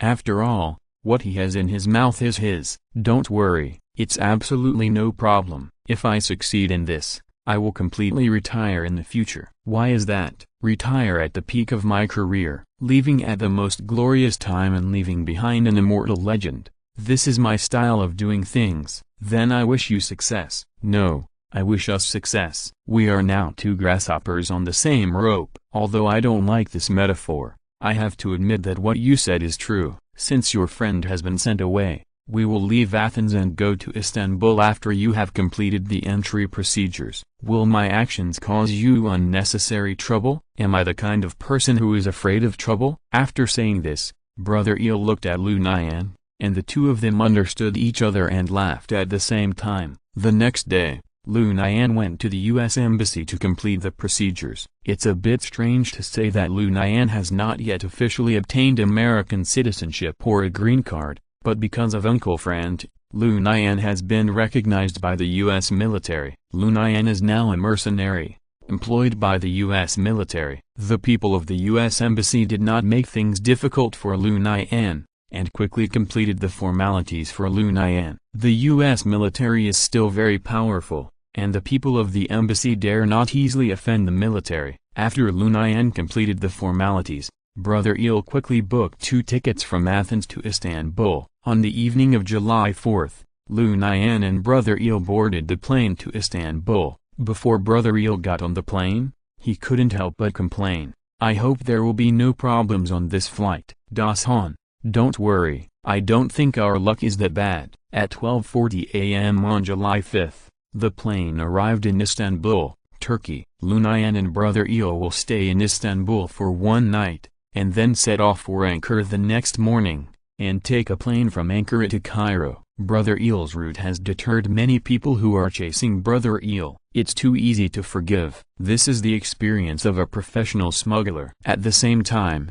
in the palace of Wakanda, Black Panther's father, the old king of Wakanda, has been seriously ill and has been bedridden for a long time. Because of vibranium, Wakanda has been attacked by various mercenaries for many years. However, with its powerful military force, Wakanda has made these villains unable to return. Chapter 339 Arrival in Wakanda. July 6th, Lu Nian and Brother Eel appeared on the streets of Ankara, the capital of Turkey. According to Brother Eel's plan, the two people need to leave enough clues in Ankara for those who are tracking Brother Eel to check. Ankara is the capital of Turkey and the second largest city in Turkey. Lu Nian has a huge sum of $29 million in his hand, and he can do whatever he wants in Ankara. Lu Nian discussed with Brother Eel and decided to make a big move in Ankara. How to make a big move? Spend money. Spend a lot of money. With the support of Lu Nian, Brother Eel bought a shop on the largest commercial street in Ankara and planned to open a Turkish kebab restaurant. Among Turkish kebabs, the most famous one is the rotating kebab. There are more than a dozen types of rotating kebabs, such as lamb, beef, and chicken. Cut the roasted meat, match it with vegetables and French fries, sprinkle sauce on it, and then roll it with bread to eat. This is the standard way to eat Turkish kebabs. Brother Eel invested $1 million and bought a ready-made restaurant. Brother Eel bought the restaurant together with the manager and waiters, and just found a new chef. The previous restaurant served Western food, but now it is changing to Turkish kebabs. Because of the tight time, the restaurant was bought on the first day and opened for business on the second day. Brother Eel's way of finding a chef also opened Lu Nian's eyes. After buying the restaurant, Brother Eel directly took Lu Nian to the street and ate kebabs one by one. When they came to a stall called Lun's Kebab, Lu Nian and Brother Eel's eyes lit up at the same time. Brother Eel directly spent a lot of money to recruit the stall owner Lun to open the restaurant. In fact, making Turkish kebabs does not require much technical content, but the seasoning and ingredients are different. Lun's kebabs are delicious because he has a secret dipping sauce passed down from his ancestors. Facts have proved that as long as it is passed down from his ancestors, it is a good thing. On July 7th, at 12 noon, Eel Kebab officially opened for business. On the opening day, Brother Eel generously gave all customers who came to the store a 50% discount. A big opening promotion. With the huge discounts and the power of Lun's secret dipping sauce, customers are deeply addicted and can't extricate themselves. Lu Nian, did you see that? This is how to do big business. Seeing the crowds in the store, Brother Eel was in a good mood. Das Han, you can consider opening a branch in New York. Sure. When the business here is stable, I will go to New York to open a branch. When the time comes, just come and eat. I will give you a free meal, ha ha ha. Then I will go to eat every day. You are welcome anytime. The Eel restaurant is open, and the next thing is to do business. Lu Nian and Brother Eel showed up in the restaurant for 3 consecutive days, and then, early in the morning of the 4th day, the two boarded a plane to Cairo. At this moment, the agents at the CIA headquarters were confused. They have confirmed that Brother Eel opened the Eel Grill. Brother Eel did not go to Italy, but went to Turkey to open a grill restaurant. Based on their years of experience in handling cases, they analyzed that Brother Eel must have a big move in Turkey. This is exactly what Brother Eel wants. Brother Eel wanted them to think that he would make a big move in Turkey. In this battle of wits and courage, Brother Eel defeated the CIA. Brother Eel and Lu Nian boarded the plane under an alias and arrived in Cairo. This time, the two people need to be more low-key. Lu Nian, is this your first time in Cairo? Yes. Do you want to travel around before going to do business? Number. I have no interest in traveling. Then your life is really boring. Why do you make so much money? To live a poor life. Hearing this, Brother Eel gave Lu Nian a thumbs up. Your reason is really powerful. I admire you. Brother Eel found an informant in Cairo. Next, Lu Nian and Brother Eel took a car to the mysterious kingdom of Wakanda. On July 13th, after a day and night of bumpy ride on the road, Lu Nian and Brother Eel finally arrived at the border of the kingdom of Wakanda. The kingdom of Wakanda, the most mysterious country in the world, is finally going to reveal its true face to the two. Lu Nian, what do you think Wakanda looks like? I don't know. I bet there are white people everywhere. Why? Because the advanced technology must have been invented by white people. Haha. Lu Nian smiled non-committally. 2 black women were in charge of the border security check. Lu Nian and Brother Eel cooperated well to pass the security check. The 2 black women installed monitoring devices on the phones of Lu Nian and Brother Eel. Brother Eel objected to this, saying that this was a serious violation of human rights. But the other party's answer was very domineering. Either be monitored obediently or get out of Wakanda. In order to complete the task, Brother Eel admitted his weakness. The moment the two bought into Wakanda, Brother Eel was slapped in the face. Wakanda is a country of pure black people, from the king to the civilians, all of them are black. Ahem. It seems that black people also have advanced productivity. Das Han. Don't look down on anyone, haha. This time it was Brother Eel's turn to smile non-committally. The two came to Wakanda City, the only city in the kingdom of Wakanda. On the surface, Wakanda City is a city. But when a war breaks out, a huge barrier will be erected around the city, wrapping the entire city of Wakanda and making it unbreakable. The technological advancement of Wakanda City far exceeds the imagination of Lu Nian and Brother Eel. Number 1. Is there artificial intelligence here? Sir Cavalier, Knight. There is no artificial intelligence here. Everything in the kingdom of Wakanda is operated by manpower. And, Sir Cavalier, Knight, I can't provide you with much help. Why? Our call has been discovered. You may be in trouble. How is this possible? But number 1 did not respond again, but a few minutes later, several female soldiers walked up to Lu Nian and Brother Eel. One of you two just made a phone call. Who is it? Brother Eel immediately denied. No, we didn't call. Lu Nian shook his head on the surface, but his heart was turbulent. How did they find out? This is unscientific. The National Security Center of Wakanda Kingdom has a supercomputer that can monitor all radio signal transmissions in the country. This is a combat-ready level monitoring.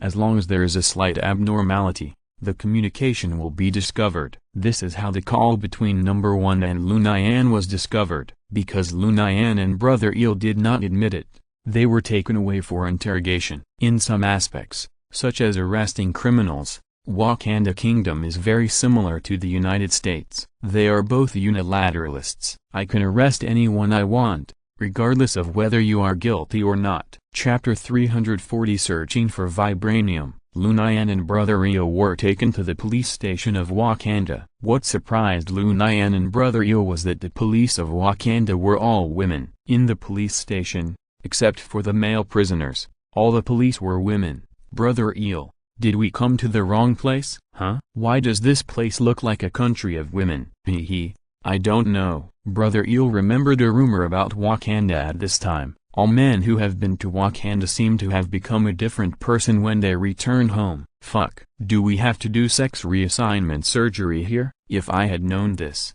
I might as well go to Thailand. But there is no vibranium in Thailand. It's all because of the damn vibranium. If I lose the right to be a man because of this, I swear I will never let Tony Stark go. Das Han, calm down. I can't calm down. At this time, a man's scream came from somewhere in the police station. Brother Eel was immediately scared and turned pale. Brother Eel shouted excitedly, Lu Nian, did you hear that? Did you hear that? They must be being punished. It's over, it's over. We have to be punished too. Das Han, calm down. We didn't commit any crime. There's no reason for them to punish us. Yes, we didn't commit any crime. We don't deserve this kind of treatment.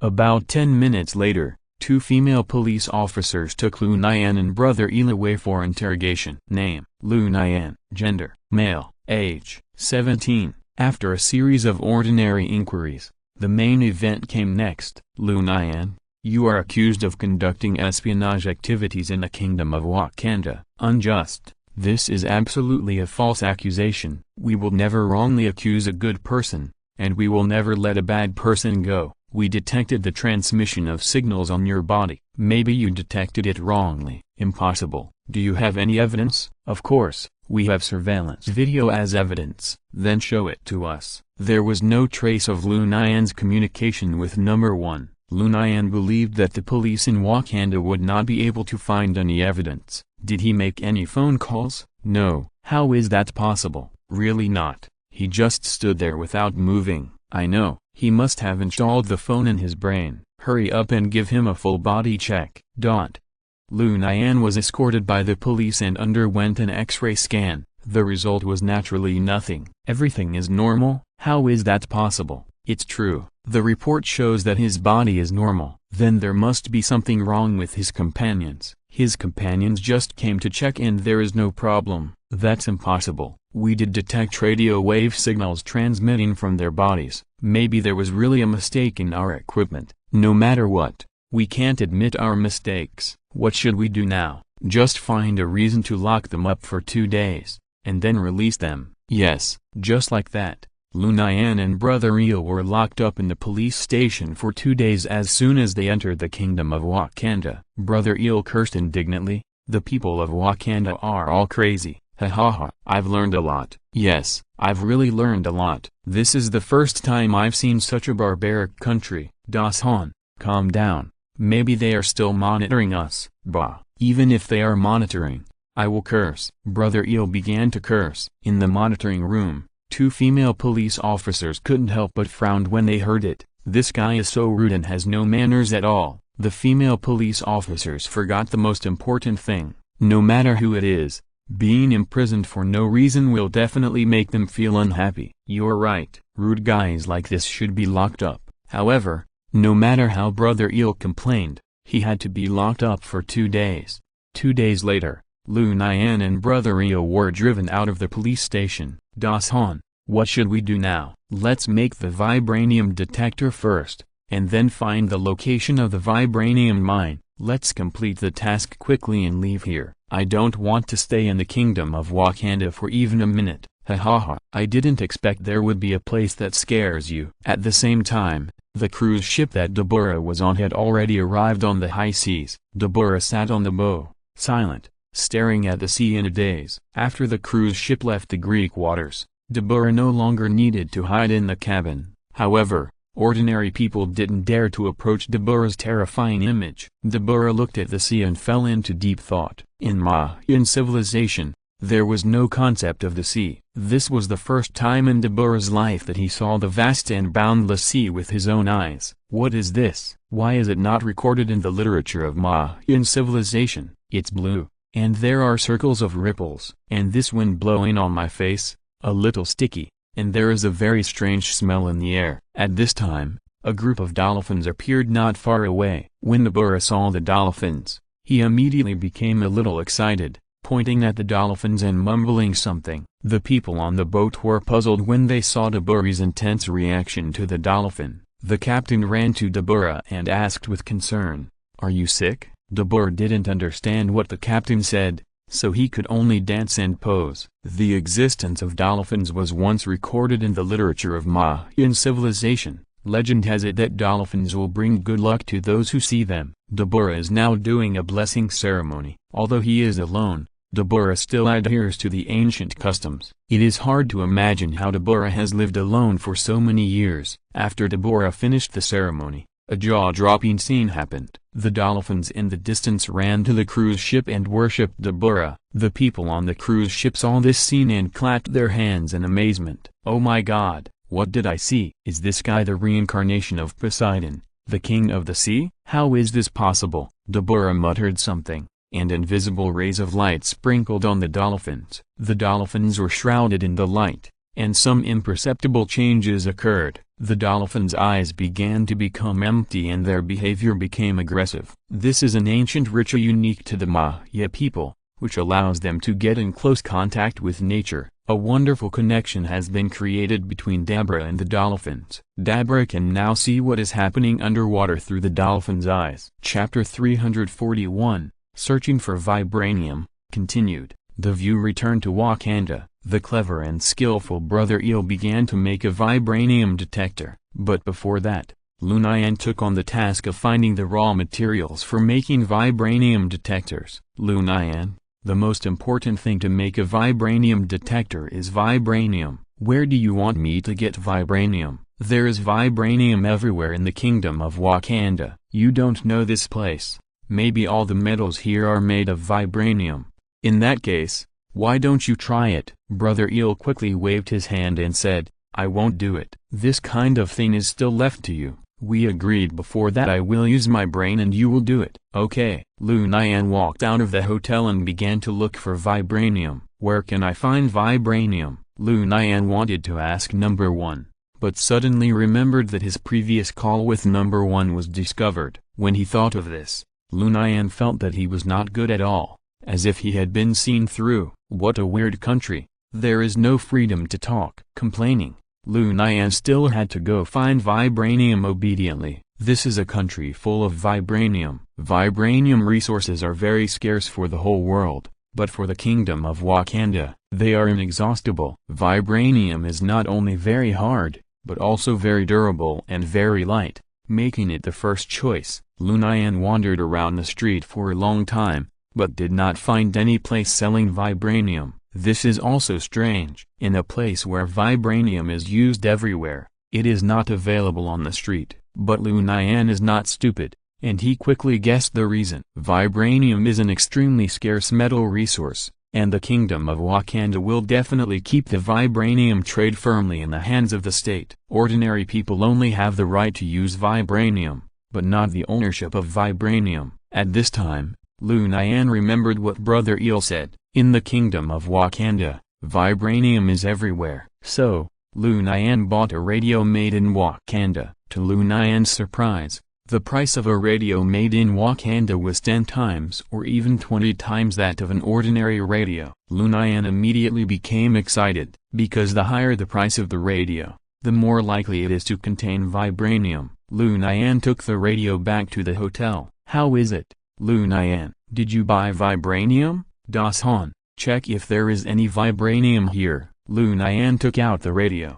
Didn't you find any vibranium or? Do you think vibranium is a piece of cabbage? I've been looking everywhere, but there is not a single store selling vibranium on the street. Okay, actually, I knew this would happen. But you're not stupid. You bought a radio. Without saying anything, Brother Eel tore the radio into pieces. How is it? Do you have any vibranium? Yes. Although the amount of vibranium is not much, it's enough for me to make a vibranium detector. Great. Lu Nian, you'd better not be happy too early. I've been feeling uneasy these past 2 days, and I feel like something big is going to happen. Hearing this, Lu Nian couldn't help but despise him and said, "Is a man's sixth sense also accurate?" Brother Eel shrugged and replied, "Who knows?" Brother Eel began to work hard to make a vibranium detector. Lu Nian watched for a long time, but he didn't understand anything, so he decided to go out for another walk.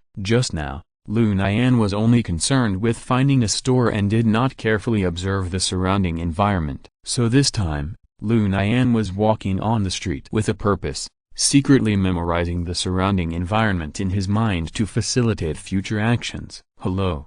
Just as Lu Nian was observing the surrounding environment, a voice came abruptly. Lu Nian looked up and saw a woman in a white dress greeting him. The woman had fair and smooth skin, long brown hair, and delicate facial features. But Lu Nian felt that this woman was a little unusual. "Hello, are you traveling to Wakanda?" "Yes.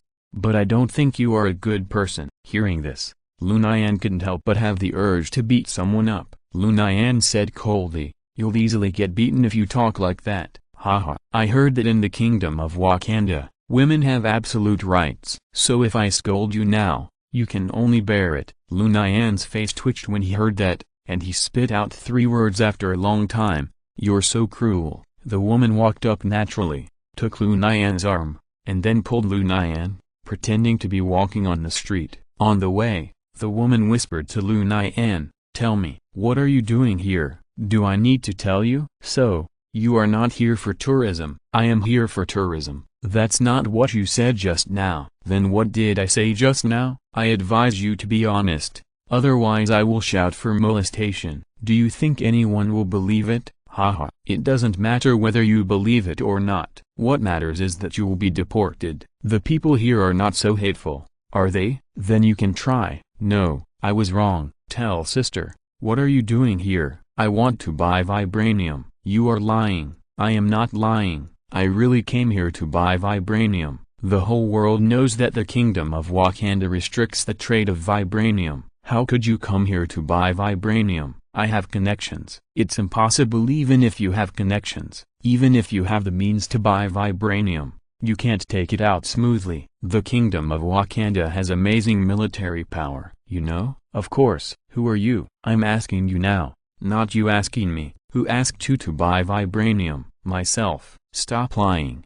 Vibranium is expensive. You can't afford it." "Who is the person behind you?" "Who are you?" "You are definitely not from Wakanda." "Of course not, otherwise, I would have arrested you and interrogated you long ago." "I am indeed here to get vibranium." Haha. Do you think vibranium is cabbage in the field? I can't help it. I have to be loyal to the person who entrusted me with the task. Then do you want to get vibranium? Yes. Cooperate with me. What? Question mark. Cooperate with me.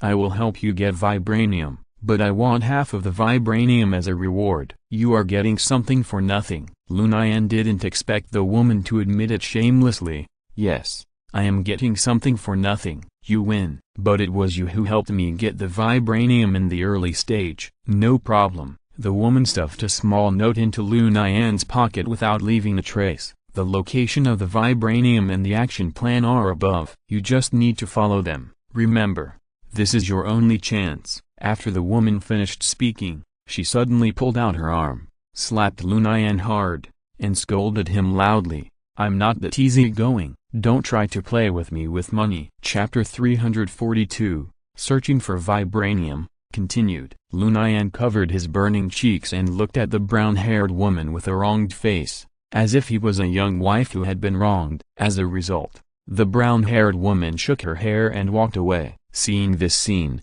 Lu Nian couldn't help but sigh. Women are born to act. It's just that my face is wronged. Lu Nian is now sure that this woman must be an agent of a certain country, otherwise she would never help him. But the woman asked for half of the vibranium as soon as she opened her mouth, which really made Lu Nian feel a little painful. How much vibranium do I need to be enough? Lu Nian returned to the hotel, and the clever eel brother had already made the vibranium detector. Seeing Lu Nian coming back, Brother Eel immediately boasted, Lu Nian, I'm done. Look, Das Han, I just met a foreign female agent outside. Brother Eel heard this and immediately became alert. Then what? She wanted to cooperate with me and get vibranium together. Did you agree to her? I had no choice. Lu Nian repeated what happened, and Brother Eel felt speechless after listening. This shitty country. If this was in the United States, this would definitely not happen. Das Han,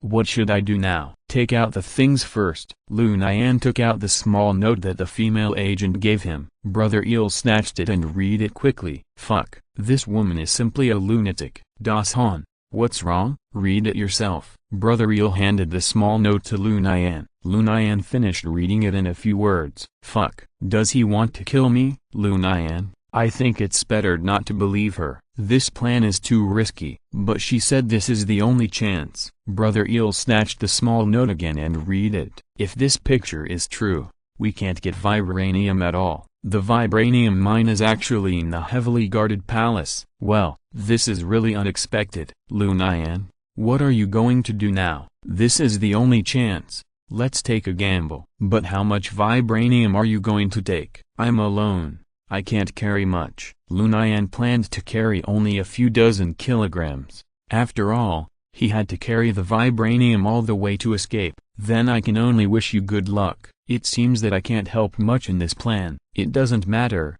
Das Han. If you really can't bear it, you can go back to New York and open a Turkish kebab restaurant. I will definitely patronize it. Okay, it seems that I made these $3 million too easily. Lu Nian shrugged helplessly. I also want to be so relaxed, but the conditions do not allow it. Lu Nian, have a good rest. You have to do a big job tonight. Yeah. Lu Nian immediately lay down on the bed and fell asleep. While Lu Nian was sleeping, Brother Eel decided to go out to get intelligence to see if this plan was reliable. With his eloquent tongue and a handsome little white face, Brother Eel successfully captured the heart of a Wakanda soldier. Ordinary people don't know that the vibranium mine is actually a large meteorite. Oh, have you seen it? Of course I have. Where have you seen it? You are not kidding, are you? In the palace. There are 3 teams of people guarding the vibranium mine. Ordinary people can't see it at all. Are you one of the 3 teams? Of course, I am the most loyal warrior under His Majesty the King. Awesome. His Majesty the King is so lucky to have a warrior like you. Hearing the flattery of Brother Eel, the female warrior looked proud. It's a pity that we don't recruit men in our guard, otherwise I can be your introducer. Don't joke. I am afraid of death. Humphrey, you are useless. Prosperity can't be eaten. Are you here to travel? Yes. Do you want to join the nationality of the Kingdom of Wakanda? Do you have a way? Just marry into my family. When Brother Eel heard that he wanted to marry into the family, He immediately shook his head. "No, why not? Don't you love me anymore?" "I don't think I ever said I love you." "You, scumbag. Come on, arrest this scumbag." "Why arrest me?" "Because you are a scumbag." Brother Eel was sent to prison again, charged with molesting a decent woman. Brother Eel felt very aggrieved. "If I want to molest someone, I have to molest a pretty one.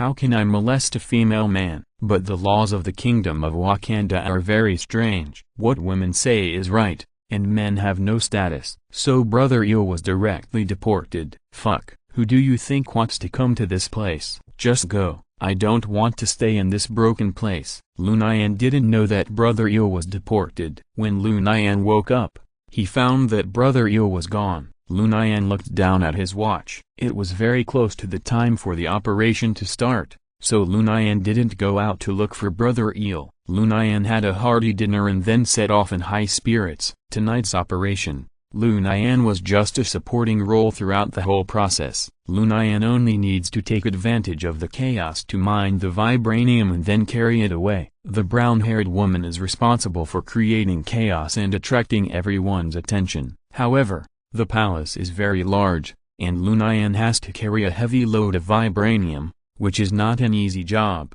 At 10 o'clock in the evening, there was an explosion at the nuclear power plant in the Kingdom of Wakanda, and then thick smoke billowed out. The Kingdom of Wakanda exploded instantly. Everyone thought that there was a leak in the nuclear power plant. This is a matter of life and death. Everyone fell into panic. The army immediately went out, surrounded the nuclear power plant, and began to take compulsory measures. The guards in the palace instantly decreased a lot, but there was still a team of people who stayed in the palace to protect the vibranium mine. The brown-haired woman started the second step of the action. An explosion also occurred in a military camp in the Kingdom of Wakanda, and then thick smoke billowed out. This time, the team left in the palace had to separate a part of them and go to the military camp to check the situation. The guards in the palace were further weakened. The third step of the plan was for the brown-haired woman to create a commotion in the palace to attract the attention of the guards in the palace, and Lu Nian took advantage of the situation to rob the vibranium. With Lu Nian's skills, he easily came to the vibranium mine. The remaining 5 soldiers near the vibranium mine were easily knocked out by Lu Nian. However, when he saw the huge vibranium mine, Lu Nian was worried. "Fuck, how can I mine here?" However, when Lu Nian's eyes accidentally caught a glimpse of the dagger carried by the soldier, an idea flashed in his mind. Chapter 343 Escape. As expected by Lu Nian, the daggers carried by the soldiers were indeed made of vibranium, so Lu Nian could easily dig the vibranium mine with the dagger. "These are almost 20 kilograms, right? I wonder if it's enough." Lu Nian didn't dare to be greedy. After digging about 20 kilograms of vibranium, he didn't dare to continue digging. After all, Lu Nian still had to carry the vibranium to escape. If he dug too much, it would be embarrassing for Lu Nian to be unable to carry it out. Lu Nian carried 20 kilograms of vibranium on his back and prepared to run away. Because the nuclear power plant and the barracks were attacked one after another, the Kingdom of Wakanda is now in a state of panic. Fortunately, Brother Eel was deported in advance, otherwise he would definitely be arrested and interrogated. The principle of the Kingdom of Wakanda is that it would rather catch 10,000 people by mistake than let one go. Brother Eel stayed near the border and heard the alarm bells ringing in the Kingdom of Wakanda, and felt happy. "You deserve it. You should deport me. You deserve your vibranium to be stolen." Brother Eel didn't dare to contact Lu Nian, for fear of causing trouble for Lu Nian. Brother Eel could only prepare the car and wait near the border for Lu Nian to escape. Lu Nian ran all the way with 20 kilograms of vibranium on his back. Ordinary people certainly can't have such a terrifying speed. And the brown-haired woman was able to escape unscathed after causing the riot. It was obvious that she was not an ordinary character. The brown-haired woman caught up with Lu Nian. If Lu Nian didn't carry 20 kilograms of vibranium, he would have left the brown-haired woman far behind. "Why are you running so slowly?" Lu Nian asked in a bad mood. "How about you run with the vibranium on your back and I cheer you on?" "Haha, you are really not a gentleman at all." Lu Nian rolled his eyes at the brown-haired woman, I don't want to talk to you now. Where are we running to? Of course, the border. My companions will definitely meet me there. Oh, great. Then I can take a ride. Of course, the journey was not peaceful. Some soldiers on guard discovered Lu Nian and the brown-haired woman. However, the brown-haired woman easily solved the enemies along the way with her accurate shooting and superb fighting skills. Seeing the skills of the brown-haired woman, Lu Nian was secretly surprised and said, "What a powerful woman. If she fights the zombie matrix, I wonder who is more powerful." So far, the most powerful opponent of the opposite sex that Lu Nian has encountered is the zombie matrix. At the border, Lu Nian and the brown-haired woman encountered a problem. The Kingdom of Wakanda has already known that someone has stolen the vibranium mine, so it urgently blocked the border. The entire Kingdom of Wakanda was surrounded by a huge protective shield, and ordinary people could not fly away. At this point, Lu Nian no longer held back. Number 1.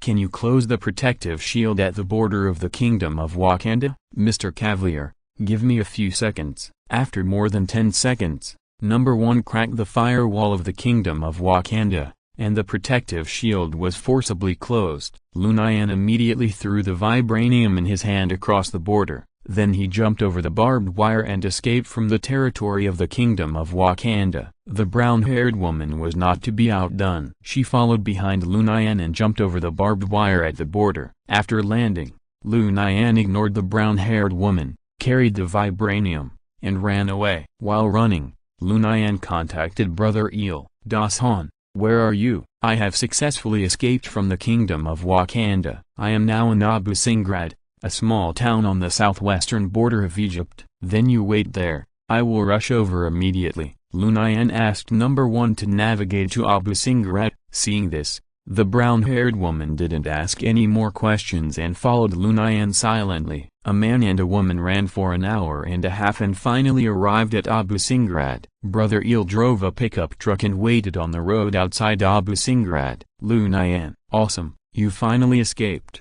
Ha ha ha. It was just luck." "Who is that woman?" "She is the one who gave me the note. The whole plan was arranged by her." Success. Lu Nian put 20 kilograms of vibranium on the ground and patted it. "Look, what is this? Is this vibranium ore? Guaranteed authenticity." Brother Eel squatted down and stroked the vibranium ore quietly. "This is the legendary vibranium ore. It doesn't look that good." At this time, the brown-haired woman suddenly interrupted and said, "Vibranium is the densest substance known on Earth. But now is not the time to talk about this. If I were you, I would drive away immediately. The Kingdom of Wakanda will definitely send troops to hunt us down." "Wakanda dares to send troops into Egypt to arrest people? Haha. What is Egypt? In the face of absolute military power, there is no national sovereignty. The Kingdom of Wakanda can even directly send troops into other countries to arrest people." "Dasan, let's drive away." Lu Nian threw the vibranium ore directly behind the pickup truck and sat in the passenger seat. The brown-haired woman followed and got in the car and sat in the back seat. Brother Eel also hurriedly got in the car,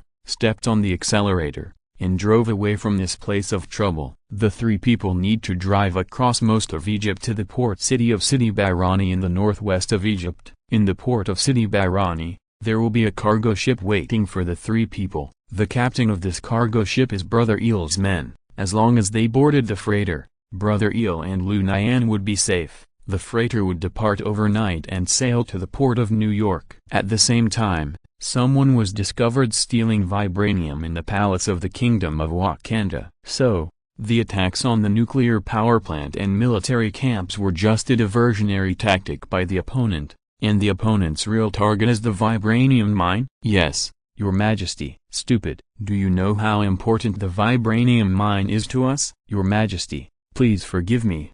I will take people to chase them now. Do you know where they went? The other side has a hacker expert who broke through our computer firewall. How is this possible? It's true. Then do you have any clues? I judge that they should have fled to the north and entered Egypt. What's the basis for this? There are only two fastest evacuation routes. One is to the west and the other is to the east. They are carrying important resources and they will definitely not flee to the east. Because our military forces cover the eastern sea, Only a fool will choose to flee to the east, so they can only pass through Egypt and then take a boat to escape to the west. That makes sense. I will issue you a special action order now, and you must catch this thief. Yes, Your Majesty. Chapter 344 A chance encounter at sea. Lu Nian and Brother Eel fled all the way, without any time to rest or catch their breath. The kingdom of Wakanda is like a mountain, pressing the two people to suffocate, unless they escape to the freighter. Lu Nian and Brother Eel will always feel uneasy. The pursuers of the kingdom of Wakanda acted quickly. They took dozens of high-tech armored vehicles,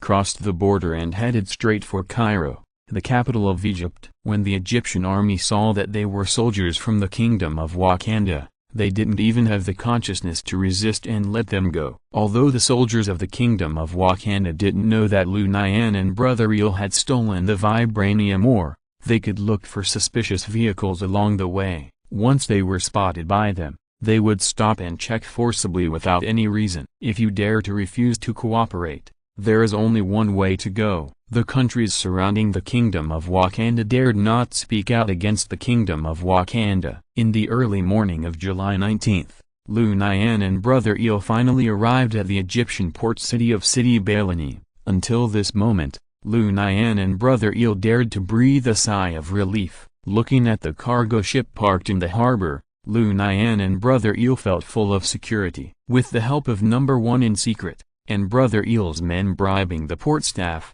Lu Nian and Brother Eel's boarding procedures went smoothly. As for the brown-haired woman, she got off the car halfway. When you return to New York, I will find you and ask for my half of the reward. Aren't you afraid that I will default on my debt? Haha. There is no man in this world who will default on my debt. After leaving this sentence, the brown-haired woman left gracefully. What a wonderful woman. Brother Eel thought highly of the brown-haired woman. I don't think so. This woman is the most powerful woman I have ever seen. I don't want to become an enemy with her. What's the deal between you two? I want to give her half of the vibranium ore. Half? She is too shady, isn't she? She has made a lot of efforts, and it is only right to give her half. But Tony Stark, it doesn't matter. When the time comes, I will tell Brother Tony directly that I have found 10 kilograms of vibranium ore. Hehe. Dasan, you have to keep this matter a secret for me. Of course. Brother Eel has hardly made any efforts along the way,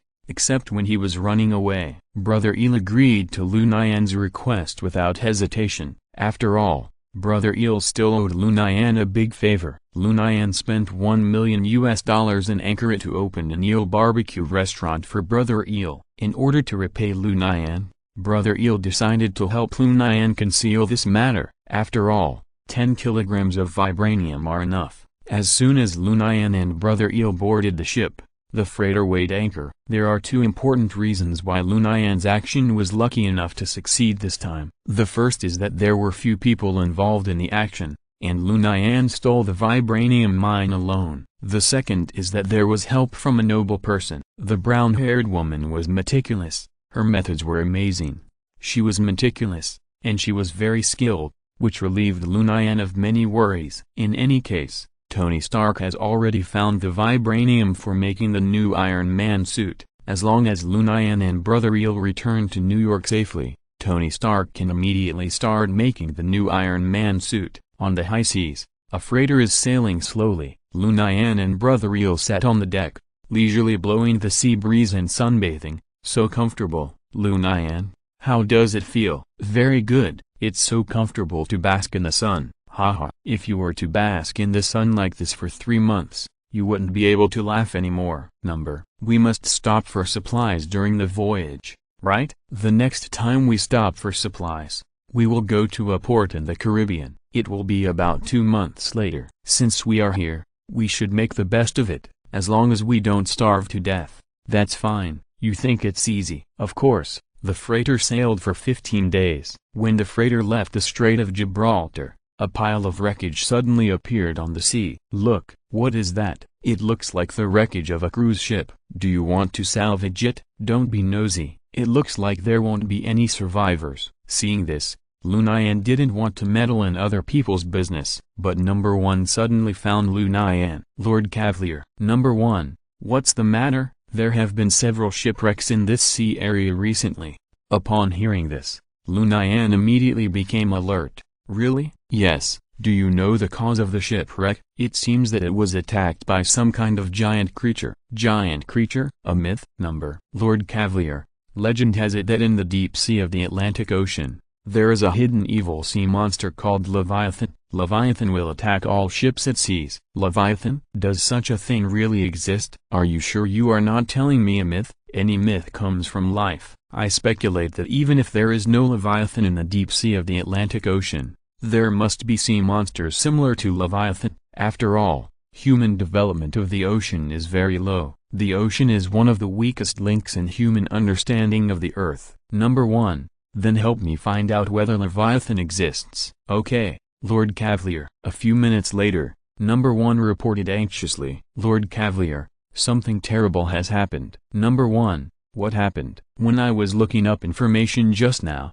I found a record about Leviathan. Leviathan is a huge fish with hard scales, sharp teeth, spikes under its belly, and a ferocious appearance. Yes, I know. Lord Cavalier, I looked up the records of several shipwreck survivors and found that the ships they were on were attacked by a huge monster fish, and the monster fish looked exactly like Leviathan. What does this mean? Could I be so unlucky to hit Leviathan? Before Lu Nian finished speaking, the freighter seemed to hit a reef and shook violently. What's the situation? What happened? Did it hit the reef? I don't know. The ship seems to have hit something. If someone could look up from the bottom of the sea at this moment, they would see a monster fish the size of the freighter, right below the freighter, swimming forward with the freighter. This strange fish is the Leviathan, a sea monster that everyone fears. Number 1, what should I do? I think I really met Leviathan. Sir Cavalier, please stay calm. First of all, ensure your personal safety. It would be best to have a small boat. If you are listening to this novel on a channel other than Fanfic World, it means they downloaded and uploaded it without effort. We cordially invite you to visit our channel, Mundo Fanfic Novelist. There you'll find the original version of this story and you can explore many other novels of various genres. We are waiting for you to immerse yourself in a world of incredible novels. Chapter 345, Escape from Death. Lu Nian took action immediately. There were a total of 6 lifeboats on the freighter. Das Han, follow me. Lu Nian, do you know what's going on? We encountered Leviathan. Leviathan? What is that? The legendary sea monster. Don't be ridiculous. This is not a joke. If you believe me, follow me. If you don't believe me, it's up to you. Lu Nian found the vibranium and carried it on his back. Lu Nian has been busy until now just to bring the vibranium back to Tony Stark, so the vibranium must not be abandoned. Brother Eel saw Lu Nian's actions, although he was a little puzzled. But Brother Eel believed in Lu Nian's ability, so he followed behind Lu Nian. Lu Nian quickly got on a lifeboat. The captain ran over and stopped him, saying, "What are you doing? The bow of the ship may have just hit some floating objects on the sea. The ship is fine, you don't have to run away." Lu Nian ignored the advice and shouted frantically, "Let us go." The captain looked at Brother Eel with an embarrassed look, hoping that Brother Eel could persuade Lu Nian. But Brother Eel said, "Let us go." "Okay, this is what you asked for. Let the lifeboat go." In this way, Lu Nian and Brother Eel were put on the sea. Lu Nian didn't know how to drive, so Brother Eel sat in the driving seat. Brother Eel immediately drove the lifeboat away from the freighter. Lu Nian, if you are lying, we are finished. Das Han, don't worry, believe me. Before Lu Nian finished speaking, the freighter in the distance suddenly capsized, causing huge waves. The next moment, a huge monster jumped up from the sea, pressed down the freighter, and dragged it into the sea. Brother Eel was stunned when he saw this scene. What kind of monster is this? Lu Nian's expression was also very ugly. After all, it was the first time for Lu Nian to see a Leviathan. That should be the legendary sea monster Leviathan. There are really sea monsters in this world? How is this possible? It's too late to say anything now. We should consider our own situation, find the nearest port and apply for asylum. We just left the Strait of Gibraltar not long ago, and it's still time to go back now. Das Han, can you determine the direction? Brother Eel immediately took out his mobile phone. Because there was no network on the freighter, the mobile phone was now useless. without a single signal. Damn it. Lu Nian's expression returned to calm. Number 1. Arrange the best escape plan for me immediately. Yes, Lord Cavalier. A few minutes later. Sir Cavalier, there are 2 options for you to choose from. Go ahead. The first is to wait here for the sea rescue team. I will call the police and mark the location for you. No, Leviathan is wandering right below us. This option is too dangerous. The second is to continue sailing forward. The nearest port is the port of Bordeaux town in the Azores Islands, which belongs to Portugal. If you don't deviate from the course, you can arrive in about 2 days. Okay, this is the plan. Lu Nian immediately told Brother Eel about this plan. Have we run so far? I still think it's better to turn back. It's the same before and after. The nearest port to us is the port of Bordeaux town. We have no choice, but the oil is definitely not enough to support 2 days of consumption. It doesn't matter. Just try to get as close to the destination as possible. Maybe we can meet a fishing boat on the way? Lu Nian has asked Number 1 to notify the port of Bordeaux town to send out a sea rescue team. Well,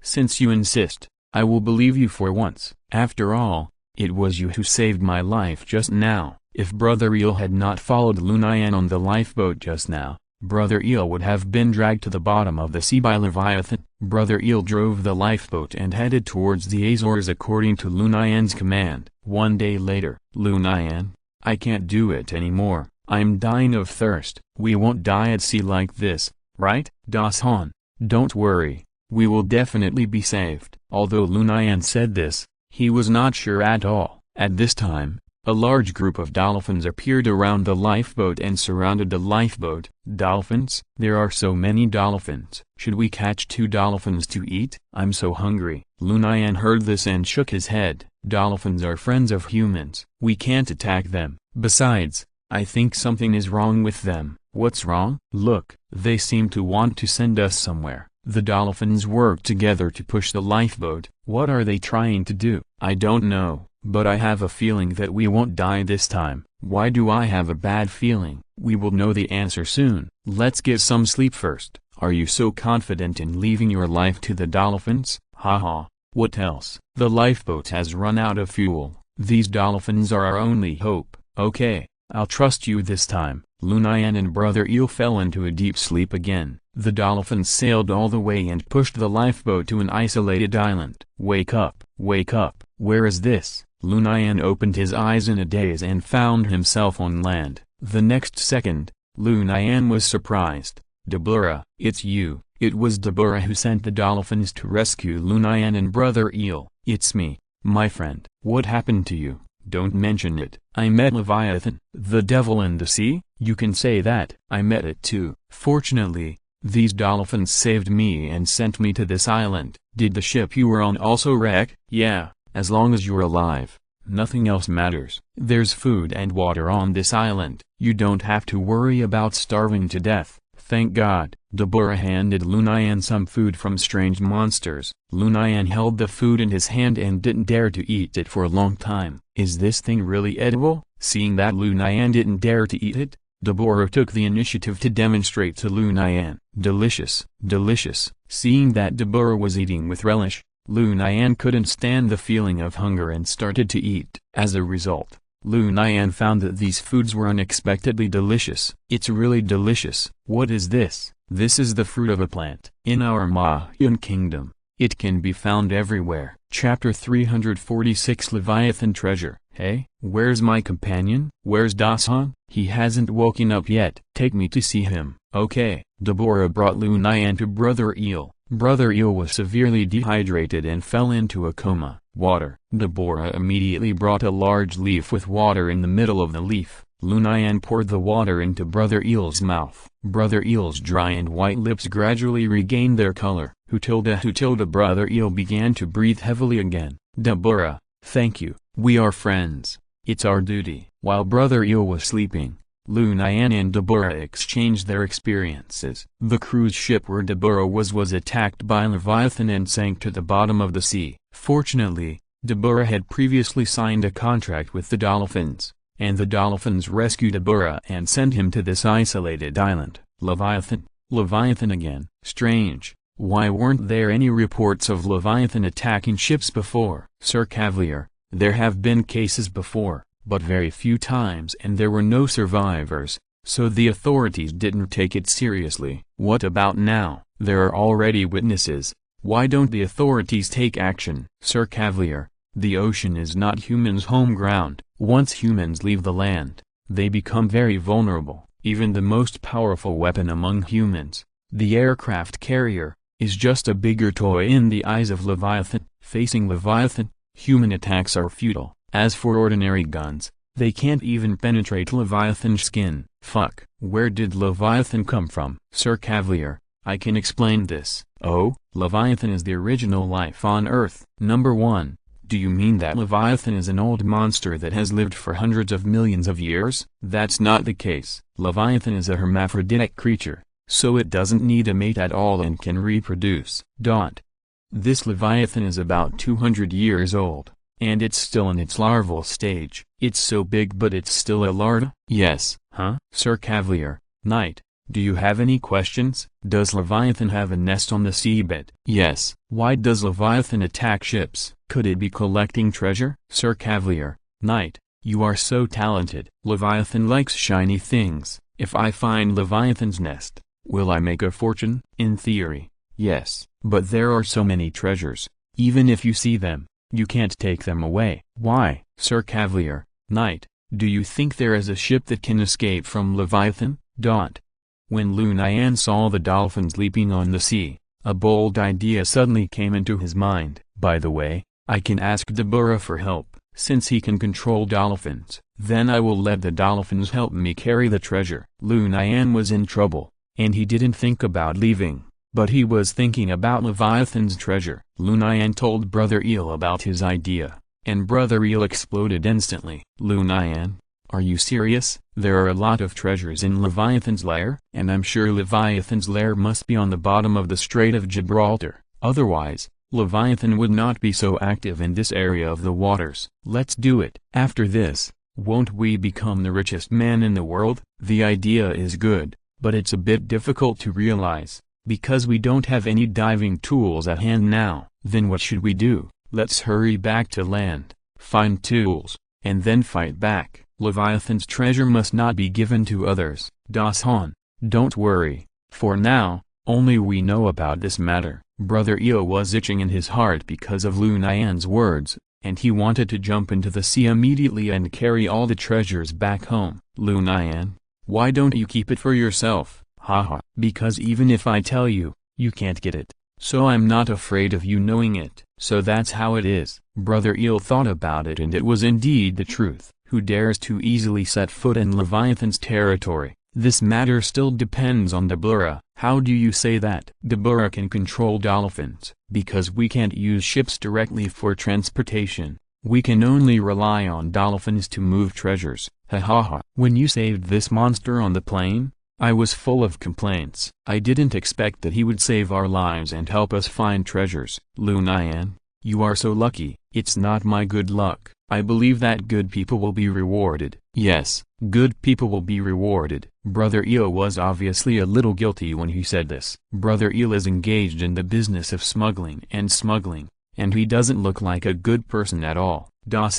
Let's go to the Azores first and find a way to send the vibranium back to New York. Then we'll come back to look for Leviathan's treasure. Okay. Lu Nian immediately contacted Number 1 to arrange the next action plan. Number 1. Sir Cavalier, what do you want? Help my brother Tony from Lanxi come to the Azores to take the vibranium himself. Okay. Number 1 immediately contacted Jarvis, who then told Tony Stark. Lu Nian succeeded, and then encountered the legendary sea monster on the way. What the hell is this crappy luck? If it's in the Azores, I can go and get it back myself. Jarvis, let Lu Nian wait in the Azores. I will go and get it myself. What? He hasn't arrived in the Azores yet? Then where is he now? An unknown island? Jarvis, tell him to go to the Azores as soon as possible. I can't wait to make a new Iron Man suit. Jarvis brought Tony Stark's words to Number 1, and Number 1 brought the words to Lu Nian. Brother Tony is still so impatient. What's wrong? Brother Tony is going to come to the Azores to take the vibranium. That's great. But there are some small troubles. What troubles? That brown-haired woman wants half of the vibranium. What should I do? The cargo ship has sunk now. What's the point of asking for it? Just tell that woman that you don't have it. I don't think she can do anything to you. After all, there is no evidence. She will definitely not dare to confront Leviathan. Hearing this, Lu Nian's eyes lit up. Das Han, what you said makes sense. So, Lu Nian decided to give all 20 kilograms of vibranium to Tony Stark to make a new Iron Man suit. Chapter 347, Meeting Tony Stark again. After staying on the island for one night, Lu Nian and Brother Eel set off on a journey to the Azores. Deborah did not leave with Lu Nian. Deborah's strange appearance would definitely scare others, and the task of finding the treasure of Leviathan would also fall on Deborah. A group of dolphins pushed the lifeboats on the road, and the destination was the Azores. Two groups of dolphins took shifts to push the lifeboat on the road. Before setting off, Lu Nian and Brother Eel took enough food so that they would not starve to death on the road. After drifting on the sea for 3 days, Lu Nian and Brother Eel finally met the rescue team sent by the Azores. On August 7, 2013, Lu Nian and Brother Eel were finally rescued. Stepping on the long-lost land, Brother Eel was full of happiness. Lu Nian also contacted Tony Stark as soon as possible. It only takes more than 2 hours for Iron Man to fly from New York to the port of Bordeaux town at full speed. Tony Stark got the news and immediately flew from New York excitedly into the clouds. Lu Nian and Brother Eel were feasting in a restaurant in Bordeaux. The big fish and meat could not satisfy the appetite of the two. Lu Nian felt that he could eat a cow now. Brother Eel was even more exaggerated. He bought all the chickens and ducks in Bordeaux at one go, which directly caused the price of chickens and ducks in Bordeaux to soar. It was hard to find a chicken and a duck in the market. Brother Eel, you are going too far. We have no worries now. You can go directly to Portugal and then take a plane back to New York from Portugal. No, I haven't found the treasure yet. We can't rush the treasure. I have marked it on the map. We can go and get it at any time. Mark it on the map? How did you mark it? It's okay. I have a good memory and I can remember the places I have been to. Lu Nian quickly laughed and avoided the topic. The one who marked on the map was naturally number 1.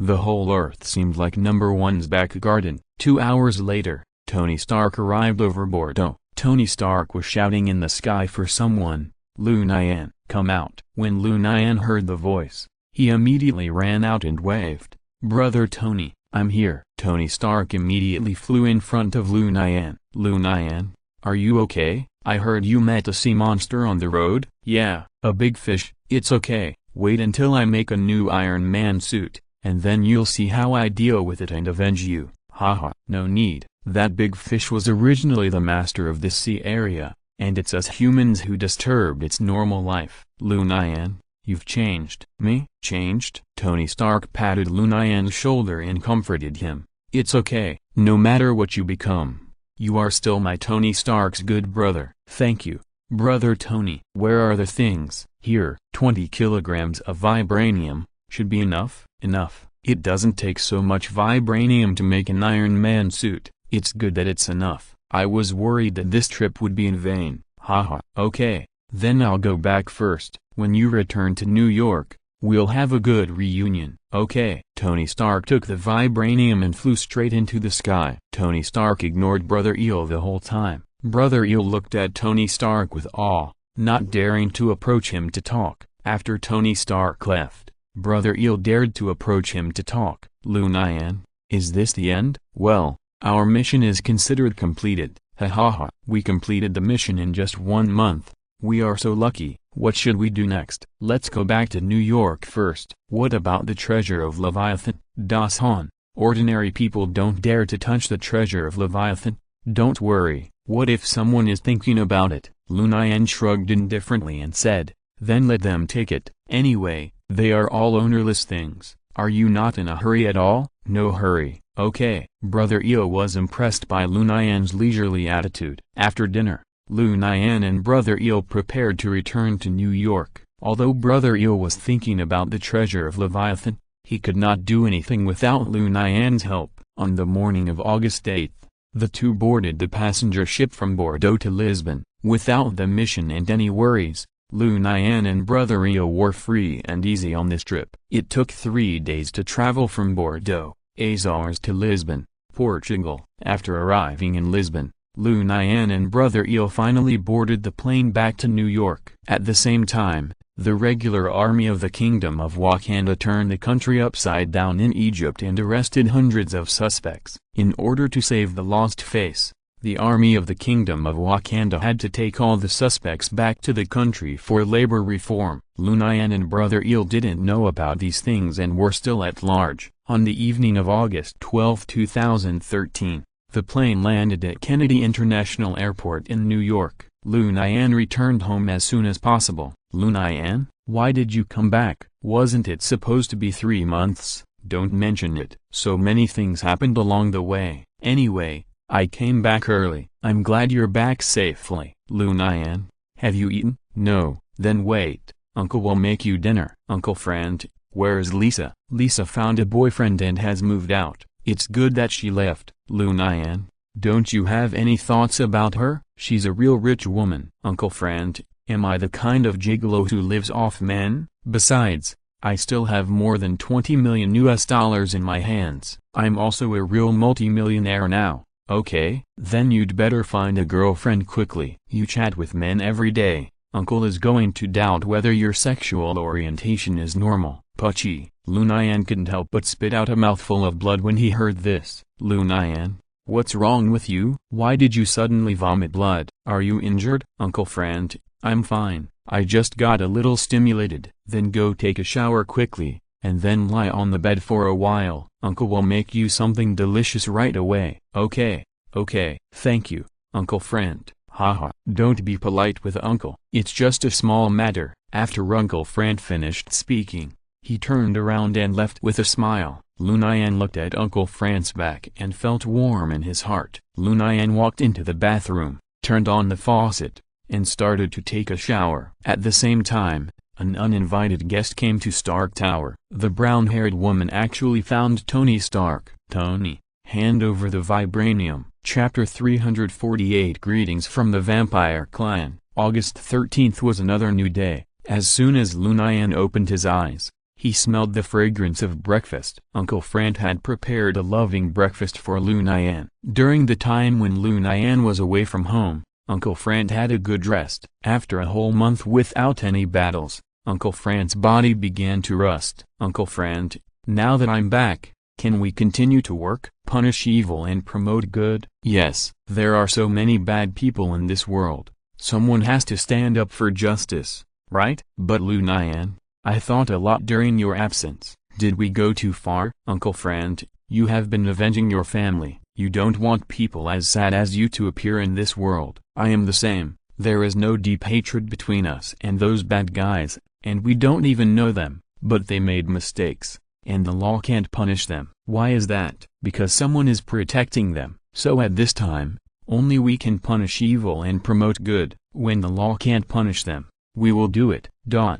Uncle Friend looked at Lu Nian and couldn't speak for a long time. Lu Nian is only 16 years old this year. In Uncle Friend's impression, Lu Nian has never had his own opinions. Whatever Uncle Friend said, Lu Nian did. But now, Lu Nian has his own opinions and no longer blindly follows Uncle Friend. Lu Nian, you have grown up. Haha. Uncle Friend, people always have to learn to grow up, don't they? Yes, I am very happy to see you grow up. Uncle Friend, what should we do? Should we continue to punish evil and promote good? You have made it so clear. If I don't listen to you, I will be old and confused. Alright, I will start looking for targets today. Yeah, long live Uncle Friend. In the morning, Lu Nian came to the pizza shop and started his day's work. Since getting the vibranium, Tony Stark has been busy making new iron suits and has no time to come to Lu Nian's shop to eat pizza. As for the mysterious brown-haired woman,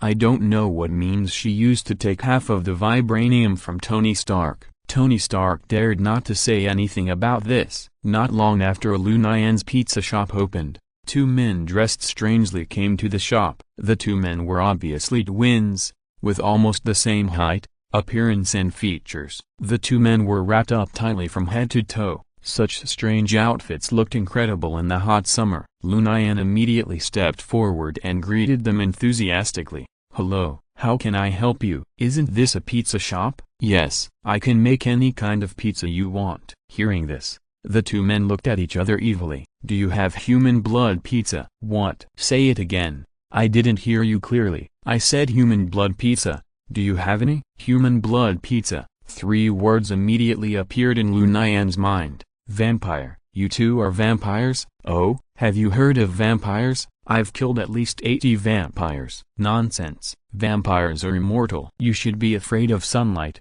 right?" "You, how do you know?" "That's why you two are wrapped up so tightly." "Your name is Lu Nian, right?" "Yes." "Haha, you offended Lord Viscount Porthos in Paris. We are ordered to come and take your life. Why don't you show up at night?" "Because we just got off the plane." "Okay, this is the first time I've seen such dedicated vampires like you two. But you're a bit reckless, because you two are definitely not my opponents." "We'll know after we fight." The two men were exposed by Lu Nian, so they didn't plan to hide. The purpose of their coming here was to take Lu Nian's life. The three of them started a fierce fight in the pizza shop. To Lu Nian's surprise, the strength of the two vampires in front of him was comparable to his own. Because Viscount Porthos knew Lu Nian's skills, he specially sent two vampire baron vampires to deal with Lu Nian. This pair of twins are the two future vampire barons. Viscount Porthos sent them here to kill someone with a borrowed knife. There is only one position of vampire baron under Viscount Porthos, but these two people are qualified to inherit it. So, Viscount Porthos sent the two of them to assassinate Lu Nian. Whoever can kill Lu Nian will inherit the position of vampire baron. Lu Nian is not afraid of anyone in a one-on-one fight, but 1 against 2 is a bit difficult. Lu Nian quickly fell into a disadvantage. The body of a vampire cannot cause fatal damage unless it is attacked with silver. No matter how many times a vampire is knocked down, it will stand up again quickly. After fighting for a while, Lu Nian began to think in his heart, "Fuck, this is not a solution at all. Sooner or later, I will be exhausted to death by these two people." So Lu Nian came up with a solution: run away. Sunlight is also a weakness of vampires. As long as Lu Nian runs under the sun, the vampires will be afraid to catch up easily. Lu Nian made a decision and immediately began to implement it. The two vampires saw through Lu Nian's intention and immediately blocked the door to prevent Lu Nian from escaping. "Don't go too far, you two." "Humphrey, what's wrong with a dying person bullying you? You two think you can beat me, right?" "Of course, no one has ever escaped from our hands." "Then I am honored to be the first." After Lu Nian finished speaking, he slammed into a wall of the pizza shop. Ordinary people would definitely not be able to break it open, but Lu could. Lu Nian's move was beyond the expectations of the two vampires. They thought Lu Nian would definitely think of running out of the door. Unexpectedly, Lu Nian took another approach. After Lu Nian broke through the wall, he quickly ran outside. Enjoying the warm sunshine, Lu Nian's heart settled down a little. If you want to deal with vampires, you need to find Daywalker and Blade Warrior. But Lu Nian had his own ideas. Lu Nian went to a weapon shop in New York and ordered 2 silver knives. If it was made quickly, it would take 5 days. Lu Nian paid $100,000 directly and asked for the goods in 3 days. The owner of the weapon shop agreed without hesitation. Chapter 349 Lu Nian vs. Vampire Twins. After dealing with the weapons, Lu Nian didn't dare to go back to the pizza shop, so he had to go back home to hide. Uncle Frank was busy looking for a target outside and was not at home. Lu Nian stayed at home alone, feeling a little uneasy, always worried that the two vampires would come to kill him. At this time, Lu Nian suddenly missed someone very much, that is Daywalker. Daywalker is the nemesis of all vampires. Number 1. Can you help me contact Daywalker? I'm sorry, Lord Cavalier. Daywalker is still in Europe, investigating the legend of vampires. Number 1. Is there any good way to help me deal with vampires? Vampires are afraid of sunlight. I know, but what about at night? I'm worried that tonight will not be peaceful. Lord Cavalier, as far as I know, the combat effectiveness of vampires will be increased at night. Number 1. Can you tell me the good news? I can't beat them without the bonus. If they have the bonus, won't I be even more unable to beat them? Lord Cavalier, you can hide in the secret base. I believe that vampires will never find the secret base. Moreover, the secret base is my home ground, and anyone who enters the secret base will be under my control. Number 1. Can you still launch an attack? Lord Cavalier, have you forgotten? I can directly attack the target's brain and make the target have all kinds of hallucinations. Yes, then I'll go to the secret base now. Lu Nian hurriedly left home and headed for Hanson Place Church. As soon as Lu Nian left home, 2 vampires came to Lu Nian's house. No one. Where did this kid hide? New York is so big. I can't say. It's all your fault. You only knew how to watch the gate and let him escape. Humphrey, don't you have any responsibility? Besides, in that situation, we can't stop him at all. Sure enough, as the intelligence said, this kid's strength is amazing. There are not many people in this world who can fight us to a draw. No matter what, he will die. Then what should we do now? We wait here for him to come back. I feel he won't come back. Haha, that's not necessarily true. The first thing Lu Nian did after arriving at the secret base was to call Uncle Frant and tell him not to go home in the next 2 days. Before the silver weapon was ready, Lu Nian didn't plan to fight the 2 vampires. HMPH. When I get the 2 silver knives, I will kill you 2 bastards. Sir Cavalier, even if you have the silver knives, the probability of killing them is no more than 50%. Why is it so low? This is the probability at night. If it is daytime, the probability will increase to 80%. Then I will choose to kill them in the daytime. Sir Cavalier, they are not fools. They will not fight you in the daytime. Haha, that's not necessarily true. The 2 vampires and Lu Nian all had their own ulterior motives.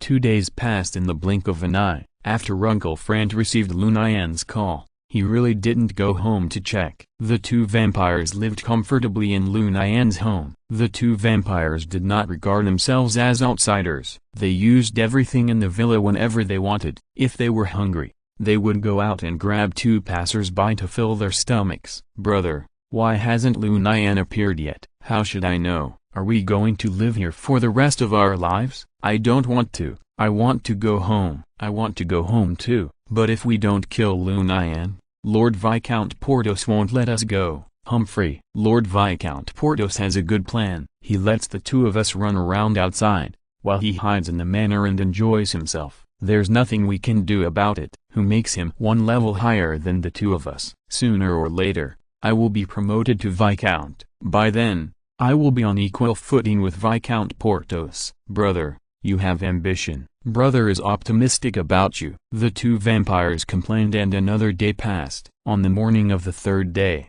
Lu Nian hurriedly went to the weapon shop and got the 2 silver knives. When the owner of the weapon shop saw Lu Nian appear, he hurriedly began to introduce, "Haha, customer, although these 2 silver knives were rushed out, I guarantee that the materials are full, 100% pure silver." Lu Nian held a knife in each hand and began to wave. Feeling the weight in his hand, Lu Nian believed that what the boss said must be true. That's right. If you have good business in the future, please give it to our store. Don't worry, if I have business in the future, I will take care of you first. Thank you.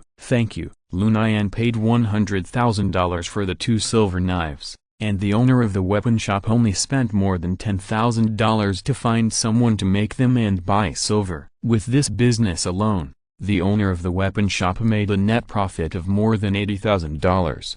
The owner of the weapon shop smiled and sent Lu Nian out the door. With the new weapon in hand, Lu Nian rushed home. Number 1 said that if I fight them during the day, I have an 80% chance of winning, if not now. When Lu Nian came back, the vampire brother was the only one in the villa. The vampire brother went out to find food because he was hungry. Lu Nian? ? How dare you show up again? Haha, look what this is. Ah, silver knife. So you've been preparing weapons these 2 days. How despicable. You still have the nerve to call me despicable? It was obviously you 2 guys who attacked first. Eh? Where's the other guy? Let him come out and die together. HMPH. I'm enough to deal with you alone. Without saying a word, the vampire brother stretched out his fangs, transformed into a vampire form, and pounced on Lu Nian. Lu Nian had a silver knife in his hand, and he was not afraid at all. Lu Nian used one hand and one knife to slash in front of him, forcing the attack of the vampire brother back. The vampire brother was not afraid of Lu Nian, but he was afraid of the silver knife in Lu Nian's hand. Out of instinct, the vampire brother felt that the two silver knives in Lu Nian's hand were definitely pure silver. If he was accidentally stabbed, he would definitely be seriously injured. Seeing that the vampire brother did not take the initiative to attack, Lu Nian immediately felt relieved. Lu Nian leaped up and swung his two swords at the same time, directly slashing at the vampire brother's head. The vampire brother was shocked when he saw this, and immediately jumped back, creating some distance between him and Lu Nian. The two began to wander around the house. Lu Nian held two silver swords and ran after the vampire brother. The vampire brother just wanted to delay time and wait for the vampire brother to come back, 2 against 1, and turn the disadvantage around. Of course, Lu Nian would not give him this opportunity. Lu Nian wanted to deal with the vampire in front of him as soon as possible, and then concentrate all his efforts on dealing with the other vampire, defeating them one by one. Chapter 350 Lu Nian vs. the Vampire Twins, continued. Just as Lu Nian was fighting with his vampire brother, a voice came into the house. "Brother, I'm back." "Brother, you're back just in time. Lu Nian is home. Come and lend me a hand." "Ah, good." The vampire brother immediately rushed into the house, only to see Lu Nian chasing his brother around the house. "Brother, don't be stunned. Come and help. We can beat him 2 against 1. "Brother, why are you being chased by him?" "That's not the point. I'm just draining his energy." The vampire brother caught a glimpse of the two silver knives in Lu Nian's hand and was horrified. "Brother, those are silver knives. Be careful." "I know without you telling me. Come and help. Don't just stand there and watch." The vampire brother began to make small calculations in his mind. If it's a head-on fight, I definitely can't beat Lu Nian alone. It's better to wait until he and his brother are both injured before I take action. The vampire brother made up his mind to sit on the mountain and watch the tiger fight, and watch the fire from the other side of the river. Seeing this, the elder vampire brother immediately understood his younger brother's intention and cursed. "You idiot. You can't beat Lu Nian alone. Only the two of us can defeat him together." "Brother, if you have time to scold me, you might as well worry about your own situation. The most terrifying thing in this world is not encountering a godlike opponent, but the fragile plastic brotherhood." The elder vampire brother was angry with the younger vampire brother and began to lose his composure. His fighting movements were obviously uncoordinated. How could Lu Nian miss this once-in-a-lifetime opportunity? Lu Nian immediately held two knives and launched continuous attacks, blocking the vampire brother's route in advance. Seeing this, the elder vampire brother had to give up this road and escape in another way. However, at this time, the elder vampire brother glanced at the younger vampire brother who was watching the battle on the side and played a little trick. The elder vampire brother deliberately took Lu Nian and rushed towards his younger vampire brother. "Since you're unkind first, don't blame me for being unjust." The elder vampire brother continued to fight with Lu Nian with the idea of dragging his own brother to take the blame. When the younger vampire brother saw the older vampire brother rushing towards him, he immediately understood what he was thinking. The younger vampire brother made a prompt decision and left the house. Because the younger vampire brother had just gone out, he was fully armed and prepared for sun protection, but the older vampire brother had been staying at home and could not go out casually now. Seeing this, Lu Nian was thoughtful. Obviously the vampire outside the door is easier to kill. So, Lu Nian gave up chasing the older vampire brother and jumped into the yard to chase the younger vampire brother. "Fuck, what are you chasing me for? Go kill my brother." "Haha, don't worry, I will definitely kill the one in the house, but I have to wait until I kill you." After Lu Nian finished speaking, he thrust the double knives in his hands and stabbed the younger vampire brother in the face. The younger vampire brother had to dodge in embarrassment. This time it was the older vampire brother's turn to watch the show in the house. "Brother, come on, I'm rooting for you." The younger vampire brother's strength was a little weaker than the older vampire brother's, and he was still under the sun, so he was naturally no match for Lu Nian. Soon, The younger vampire brother was in danger. "Brother, I was wrong, come and save me. If I die, you won't be able to live either, haha." "Dear brother, that's not what you did just now." "Brother, I was wrong, I'm a beast. Please, come and help me, I can't hold on any longer." The younger vampire brother's voice for help was very sad, and it was obvious that he was not far from death. Seeing this, the older vampire brother also knew that the time was almost right. If his younger brother was really killed by Lu Nian, his fate would not be much better. If the two of them joined forces, they could still compete with Lu Nian holding a silver knife. If they were alone, they would only have one way to go: death. "Brother, hold on, I'll be there soon." The older vampire brother immediately armed himself with a sun hat, sunscreen, gloves, etc. After a while, the vampire brother joined the battle. Lu Nian fought 1 against 2, and he was not at a disadvantage. After all, this was a battle in the sun, and any scratch on the vampire brother's body could turn into a fatal injury. Lu Nian knew that he must not let the two people go back to the house, so he deliberately blocked the way for the two people to enter the house. The three people were like a revolving lantern in the sun, fighting back and forth, having a lot of fun. Finally, Lu Nian was the first to break the situation. Lu Nian held on to a desperate blow, and took a punch from the vampire brother, and used a silver knife to cut the clothes on the chest of the vampire brother. The sun immediately shone on the vampire brother's body. The body of the vampire brother began to evaporate at a speed visible to the naked eye. The vampire brother let out an extremely painful wail. "Ah, brother, save me, save me." "Ah, Lu Nian, how about we stop fighting? Haha, you can fight if you want to, and not fight if you don't want to." "Why? I can give you benefits." "Huge benefits." "What benefits?" "I can be your insider and tell you everything about vampires." "Haha, sorry, I don't need it." "No, no, Lu Nian, you need me. I am a vampire baron, and I have a very high status among vampires." But you are a vampire. Those who are not of my race must have different hearts." "No, no, no, Lu Nian, believe me, from now on, I swear allegiance to you. I just killed your brother with my own hands."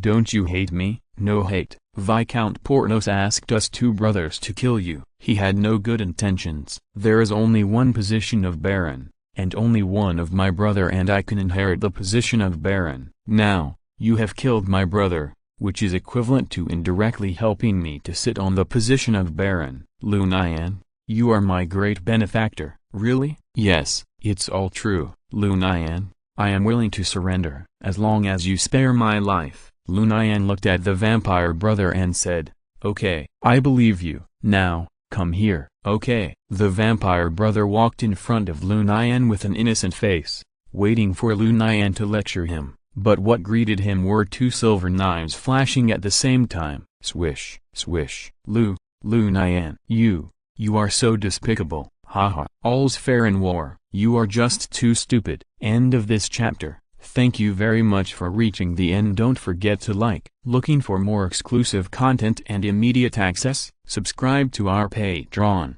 Remember, every like, subscription, or donation encourages us to continue. Thanks to everyone. See you in the next video.